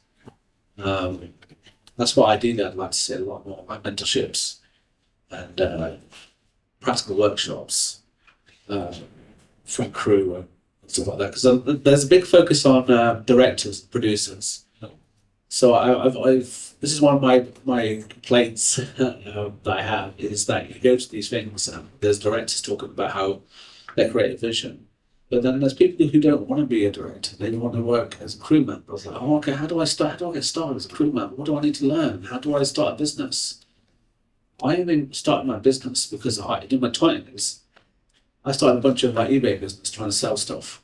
So I had to know about HMRC, tax, little bits and pieces like that. No one ever teaches you the business side of business. If that makes sense. No one teaches you that. No, I use that to build my business. So skills, practical skills. The right ones. Yeah. That's why I think it's important to have conversations with actually people who work on in film and TV, and to learn what works for them. Well, that's it. That's great. Steph, you mentioned earlier that putting yourself out there and taking yourself people's with. put yourself in situations that maybe risky or not you're comfortable with, but you know, you've interacted in events, you know, BBC, you've been attended on many events and during today, but what has doing these sorts of events, what has that enabled you to do? What has that given you as an individual, as a business being as well? I think so. Like events and networking has been probably the most important thing I've done. So I moved to Leicester 10 years ago. I didn't know anybody in the city, and I'd set up freelance, and I was like, well, I'm just gonna see what's out there. So I just did a little Google, and I found Phoenix, I found Creative Coffee, which was held here, and I just went to that event on my own and was like, I'll just see who's here. And basically from that one event, all my work and my business has kind of grown. So I met loads of people here who were working in the workspace upstairs, and they pointed me in the direction of loads of advice, like agencies to work to, stuff like that. I met other animators, other creatives, other filmmakers who I've now worked with and I've collaborated with on kind of personal projects. And yeah, like the Sir Thomas White Loan Charity, I found them through these kind of events. So I think, yeah, it's just so important to be out there and in the room with I say with the right people, but just any people really, because you don't really know who's going to kind of be interested in what you do, or you might be interested in something they do, and you never know where opportunities are going to come from. But you have to be there for it to happen. So, yeah. Alex, you've helped support so many films to kind of get over the line over the years. What seems to be the main problem why films don't succeed? It's the question. That's a big question. I think there's different ways of succeeding. I think if we think about that no budget, made it off my own back, just really wanted to get something made, brought people together, created this community, finished it, got it seen by people. For me, that is a huge amount of success, and it's really not easy to do, as I'm sure everyone in the room knows. In terms of funding success with places like Doc Society or BFI, I think a lot of it goes back to what Steph was just saying about, being at events, speaking to people, finding out what else is being made, connecting with either your local BFI talent exec or the Doc Society execs and saying, like, I've got this idea, is there anything like that on your site? So if they've already funded a film that's very much like this, they're unlikely to fund another one. So it's doing that research and going to screenings and seeing what's been funded already. And sometimes probably thinking, I could do better than that. Like, my story's got more depth than that. I can direct people in a way that's going to get a better performance than that. But if you don't know what the quality benchmark is for receiving public funding, which is really, really like cut to the bone right now, and it's getting worse, you have to go into those like applications, or if it's a broadcaster, those pitch meetings, and know who you're up against and know how to articulate how you can stand out. But when Dan was saying earlier on, he made some stuff that looked really, really nice, but there wasn't a huge amount of story to it. I think working really, really hard with that story, testing it with people, bringing friends together, doing a table read is, for narrative fiction anyway, is one of the best ways of just kind of really distilling down what it is that you want to say, and get that on the page, get that on the script before you make an application. From knowing what you know now, and I've said there's going to be several questions that I've repeated today, but from what you've learned today, what have you incorporated anything you've learned now that you wish you incorporated earlier in your career? Just asking questions. And when I first started at BFI and I met the other talent execs, I was probably the least experienced person in the room, and I just read and watched so many like YouTube tutorials and spoke to people and didn't want to ask any questions to sort of show that I didn't know what I was talking about. But now I'm much more likely to just say to someone like, I actually don't know what that is. Like, can you explain it to me? Or how does this work? Especially because where I've found my interest lies is in sort of creating relationships with people who are forming IP. So there's a lot of sort of business affairs and legal side of that I just hadn't been exposed to previously. And just, you know, put myself forward for opportunities. Like this year I've been accepted onto the Women in Film and TV mentoring scheme, which I've applied for 5 times and got on like on my 5th attempt. So it's like not being deterred from things and just kind of feeling reassured that I will find my way eventually with that. It's pretty evident that everyone's career journey is different. I think Daniel says visibility, opportunities, and that you'll find your place and your identity and that confidence to know that you'll get that some point. Everyone's time frame is different, right? Essentially, Steph, like what would you kind of essentially would incorporate now that you've done now, what would you kind of bring back to your Steph? I think accepting help and not trying to be in control of everything. So yeah, that was when I was starting up, because it was just me as a freelancer for so long. I was just working for myself, so it's fine. But obviously, when my husband joined me and then we had freelancers working for us, like it was quite hard to let go. But when I did let go, it made my life easier. So I really wish I'd done it sooner.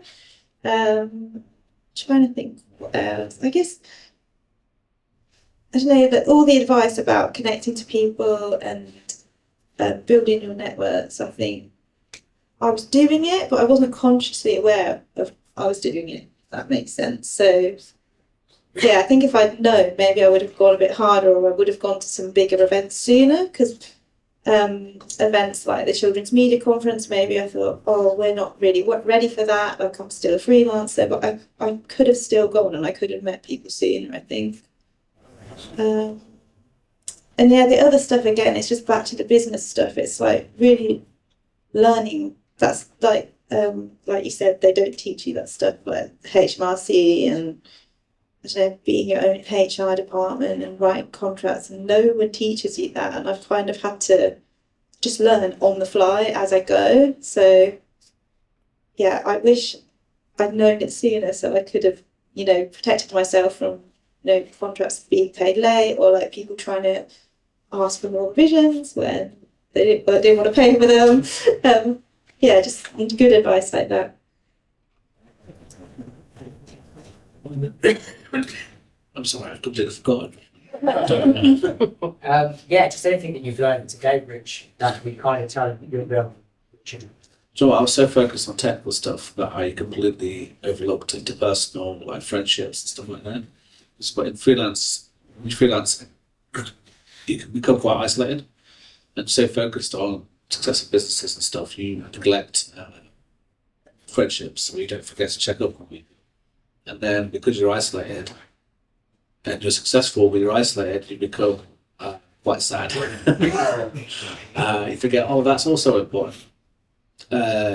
You've got to take care of your mental health, emotional well-being. So I would tell my younger self to go to more parties and enjoy yourself more and not be so tightly wound. But I can try and do that now. So I'll tell myself that now. I think I'll echo the sentiment about business. I wish I knew and had a business acumen in my 20s.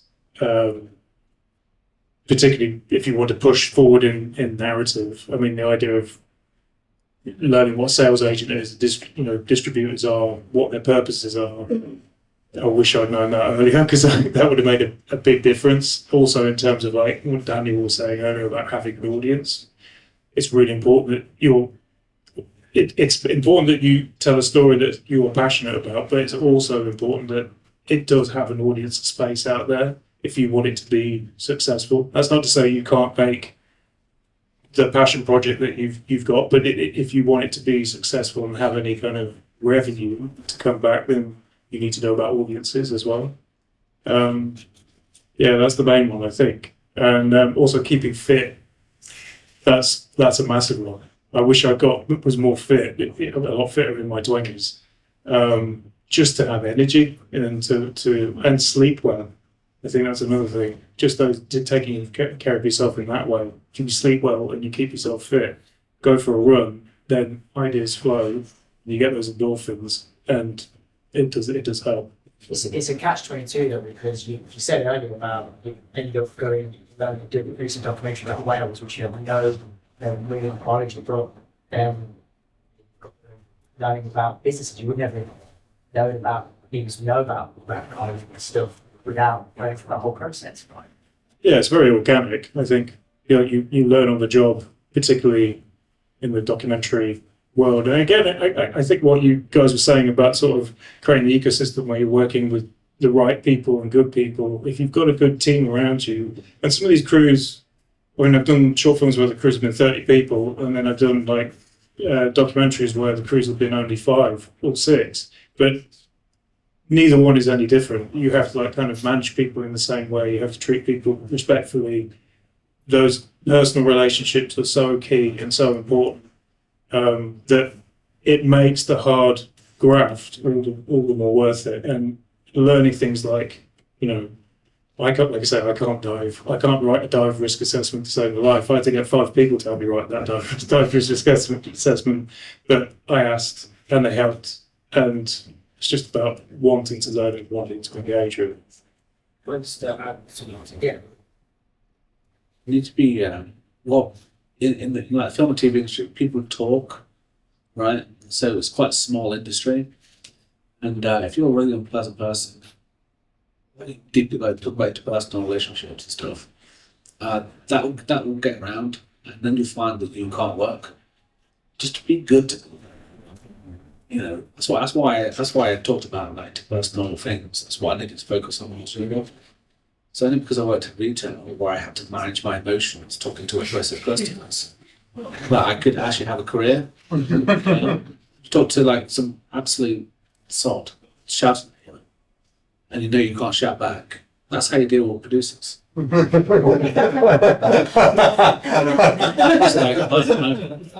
then lawyers do so. Who's worked on my film?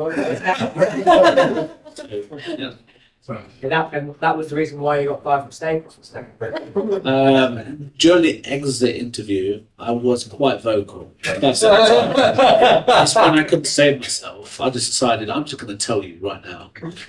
But that's the only time. And I will say there was this film I was on, Chelsea Cowboy, that was never finished, because the producer, who's now been blacklisted, he's been sued.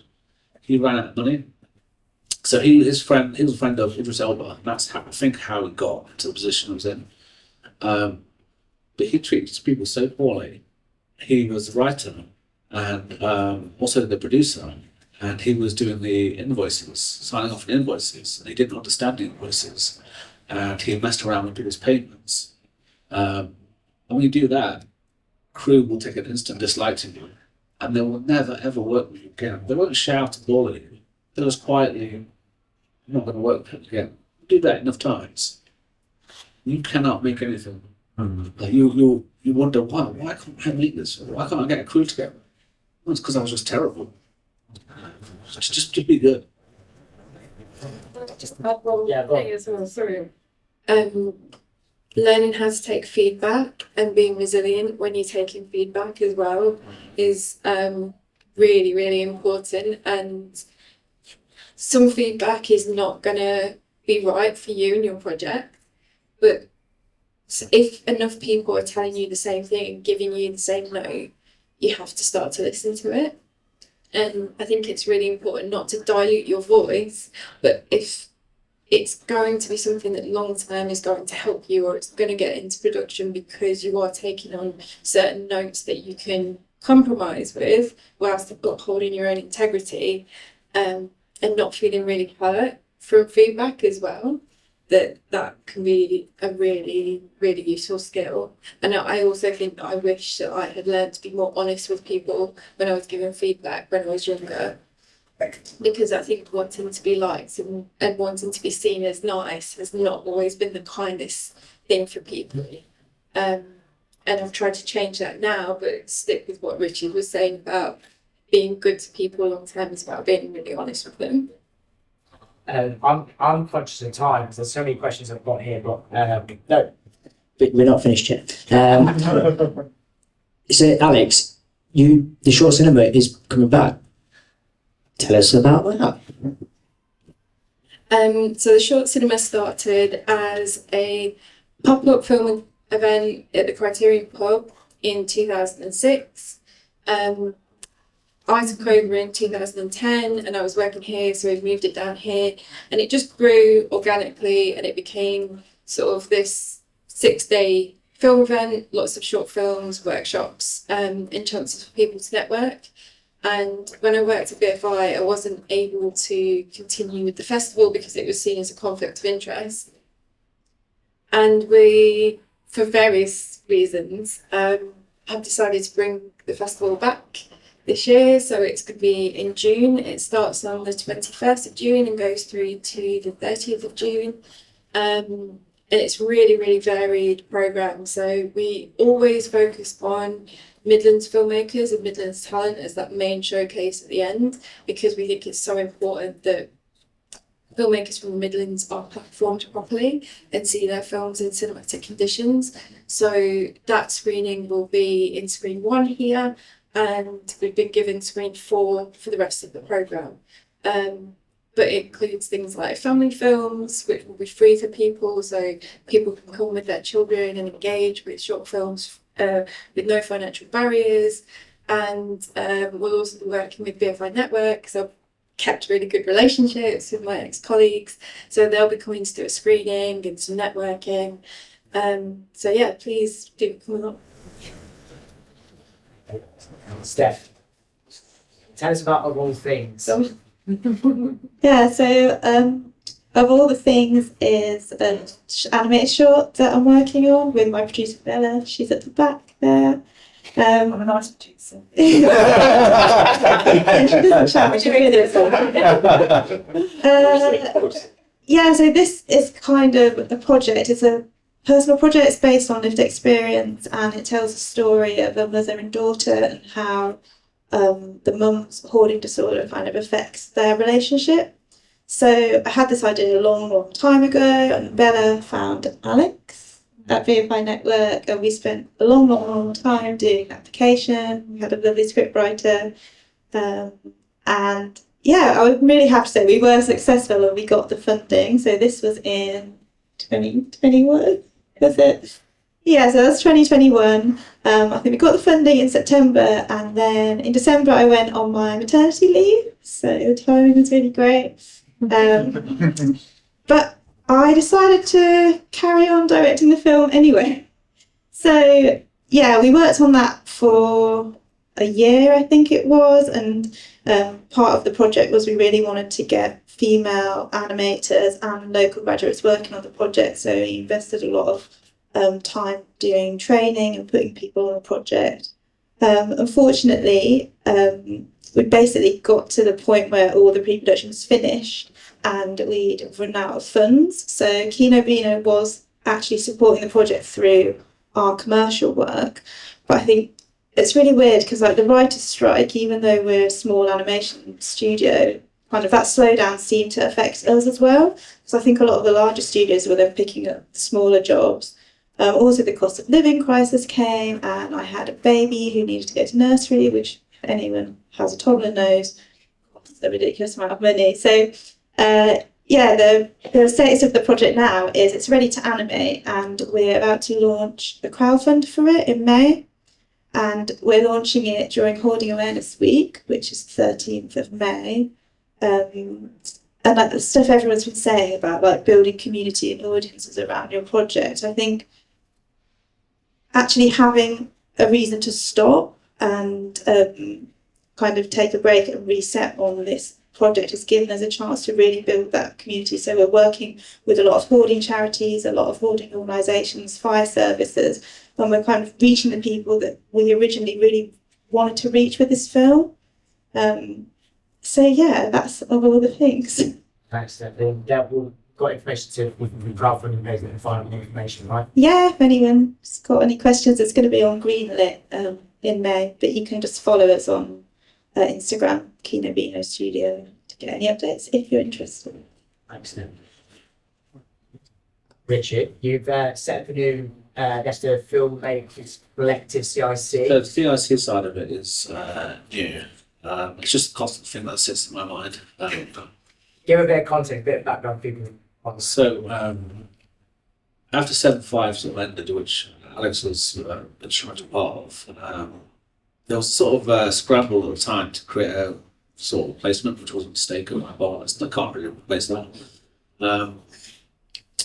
It was the Leicester Filmmakers Hub, which was supposed to be like a community sort of thing. So we created like a Facebook page and all this stuff. And then the COVID happened. So there was like 2 years of no real stuff happening. I was really busy. After COVID, I'm getting to one day. After COVID, there was a massive boost in work for me, so that put me away from it. So it was only very, very recently, after meeting Nikki Carr,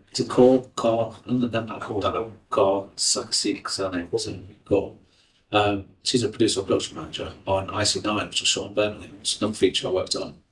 She's helping me set up the business side of it, which is a called LFH Collective CIC, so it's a community interest company. So it is a company, but it's also legally mandated to give back to the community. And this is a productions of collective.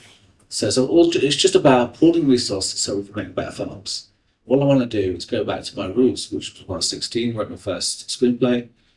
I want to make screenplays, really top tier quality films. But I knew I didn't have resources to do that by myself. So I needed to pool resources. How do I do that? That's how that starts. It's just me going around all the way around to get back to what I wanted to do. So we are going to set up a proper sort of website. We launched that again. So just keep an eye out for that. Tom, tell us about what kind of projects you're working on at the moment. There is a sequel to, there was a Killer Croc series that came out, Steve Batchelor on Channel 5, came out in January. There's a sequel to that with Hippos. That's out later in the year. There is a company that I'm starting with Steve, and we've got a narrative feature in the works, and then a feature doc with him as well. So yeah, I can't really say too much actually. So no, thank you so much. I'm going to pop out to Q&As right now. I'm pretty sure there's going to be quite a few Q&As. John, you're first. Yeah, as someone who's used this building quite a lot since it's opened and known Alex in various roles, Silk Cinema and 7.5 and Tom, I think I've got your documentary, my archive, actually in my independent museum, the one that you made about Tanzania. I think this building is really important and it's not always pulled its weight when it comes to supporting things like 7.5, the Real Initiative, Short Cinema, all these various things. What would each of you say to the new CEO that this building should do in order to support that role?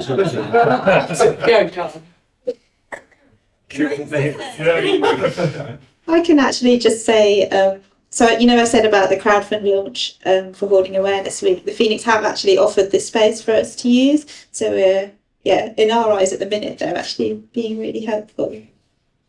And the roster premiered as well. Oh yeah, and a premiere. Don't forget that. Good. I just like rooms for free. Just give me rooms that I can use.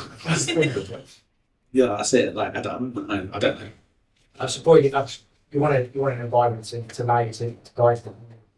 Yeah, so one of the big obstacles I think initially with the Leicester Filmmakers Film was that we approached Phoenix and I couldn't afford out my own pocket at the time to have rooms like multiple times a month or even once a month because it was COVID. So that was an obstacle why I've never had in-person meetings and stuff. Now I need to figure out a subscription model, so all these stuff just for room hire. If we can just have, just give the rooms to me for free, please. No. Tom, this is your first time back in a long time to Phoenix. So it'd be interesting to see what the kind of big differences in like experience. This is a kind of short experience for you. Well, the infrastructure is amazing.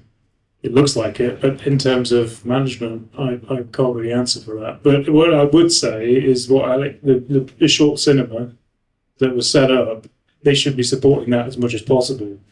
That was invaluable a few years that it was running, not just for local filmmakers, but for filmmakers internationally. And the more it's supported, the more that gets noted on. I can't remember the festival hub. The name of the festival hub. There's a Freeway. Yeah, Freeway. Freeway gets on, rates the festival highly. It gets more of a name for itself. And then you can move a bit to the other tiers, and then it becomes really something. People gravitate towards Leicester, not just the Phoenix. And I think that's really important. Yeah, I've got to say that the importance of relationship between building and community is nothing really matters. Right. Well, I've got the answer. I think so. Phoenix have been really great. So with Short Cinema, we actually got hacked, and someone set up the festival and stole the submission money from us. And we came to Phoenix and we told them what happened. They've been great and they have really supported us, and it's going to be a collaborative venture. But I think because I had worked here for so many years, and I've remained friends with people as well. And if I could say one thing to the new CEO, it would probably be you have talent in your team in all levels of your team. So I'm talking like box office, front of house, bar, programming, operations. Like speak to those people, listen to those people, and I'm sure she will. But there is such a wealth of talent and expertise and enthusiasm for the building. Like this building does something to you. So speak to them, like give them a platform, empower them to do great things. And that from that point can sort of spread wider to those within the community, like yourself, John. Brilliant, thank you for that. Just context, yeah? About 10 years ago, the BBC invited me to speak to Lord Ray, came down, the Director General, and we had the Curve, Tigers, we had City Council, the rugby, someone from the football, and we were talking, very pleasant, coffee and croissants for breakfast and all that. And he said, before I go, can I ask you one thing that BBC Radio Leicester could do for you locally? So I said, well, I'll go first. Keep the radio calm. Just people know that it exists. You can't get on Radio Leicester now because it's BBC's Radio East Midlands. And so the Phoenix really needs to rise to the challenge that if it wants people to use it, it's got to come from the grassroots ecosystem where people can come through and then making stuff like 7.5 was. I got a Lifetime Achievement Award. I was saying to Ken today, the only award I've ever had was from 7.5, and I can remember getting it in the pub, they're knocking down next to the railway. Yeah, and the reason I got that, I think, from Laura and Keith and people like that, and yourself were behind it, was because we just used to send people to 7.5 because it existed. If you were passionate, you knew where to send people. And I just struggle to know where to send students or people that are referred to me as a journalist to do that stuff. And that really is kind of a rallying call, really. They said that. The only award I've ever gotten was from 7.5 and Laura handed it to me. But I still have it on my desk. So it's true, it's important. It's a community celebrating each other. No, that was really important. Yeah. That's beautiful. Glad. Yeah. Take a couple of questions and then we've got to run by something Alex is going to stand up and say a little bit. Did he? Sure. I'll make this quick then. I'll go me then. first of all, I don't want this to sound sycophantic, the whole is set to that. But genuinely, thank you all for taking the time to speak to us today. It's been so insightful.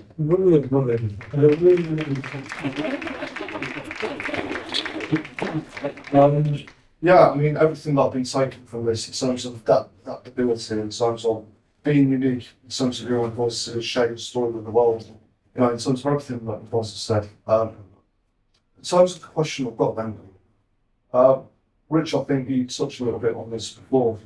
What is it that you want to see in the industry that you feel is missing, that you want changed? And also, what do you feel as individuals yourself?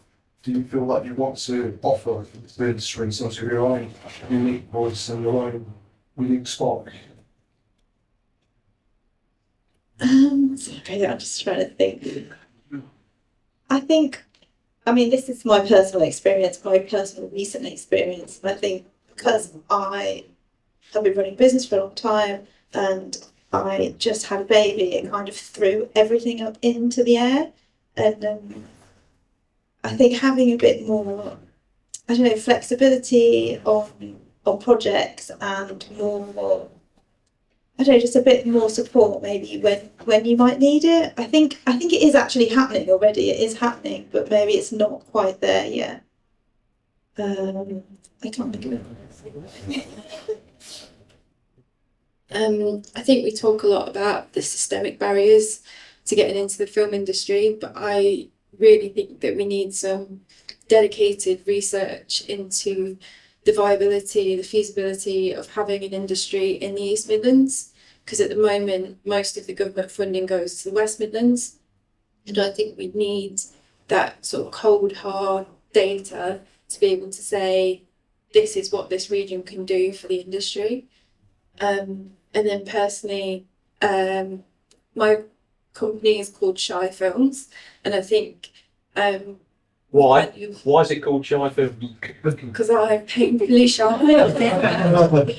But I think there's a lot of really interesting voices that can get very, very easily drowned out. So I would say people who have faced barriers or haven't had the opportunity to have their voice heard, kind of bringing them to the front. You know what I'm going to say, don't you? I've blocked. I did it on the professionals. That's why I'm asking. Oh, my spark. So yeah, what do you want to offer to the industry and what would you like to see change in the industry?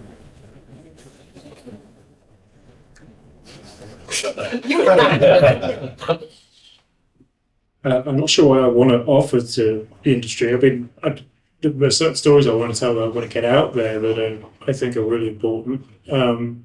In terms of what I'd like to see change in the industry, one would be, I think this goes back to what we wish we knew.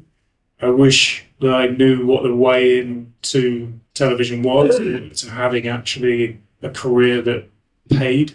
I think that's one of the biggest and hardest things, is trying to find a career that's in the arts that actually pays the bills. And my wife does the same job. She actually is a diver. She can write diving with Six Sense Women. And she's working on Blue Planet 3 at the minute. And she got into the industry in a very different way to me. She went and made tea for 5 or 6 years at a post-production house, met people through there, became a production coordinator, and then worked her way up, became an assistant producer. And it just so happened that she was interested in diving and marine biology. She is a marine biologist and got into natural history. But her route, back when we were sort of in the early noughties or sort of in the late 90s, I had no idea. Like Daniel was saying actually earlier, I had no idea that I had to go and make tea for someone for 5 years, 6 years on very, very little money to try and get in the industry. I just didn't think there was a way in at all. And I think there are clearer paths to getting through, particularly in Bristol. So yeah, I wish that was more that was easier and more laid out. About the East Midlands thing, it's a lot more spread out compared to the West Midlands. When I started out, I had to lie about my CVs, where I lived. I just didn't tell them. that's actually the only reason why I got that first job with Gen.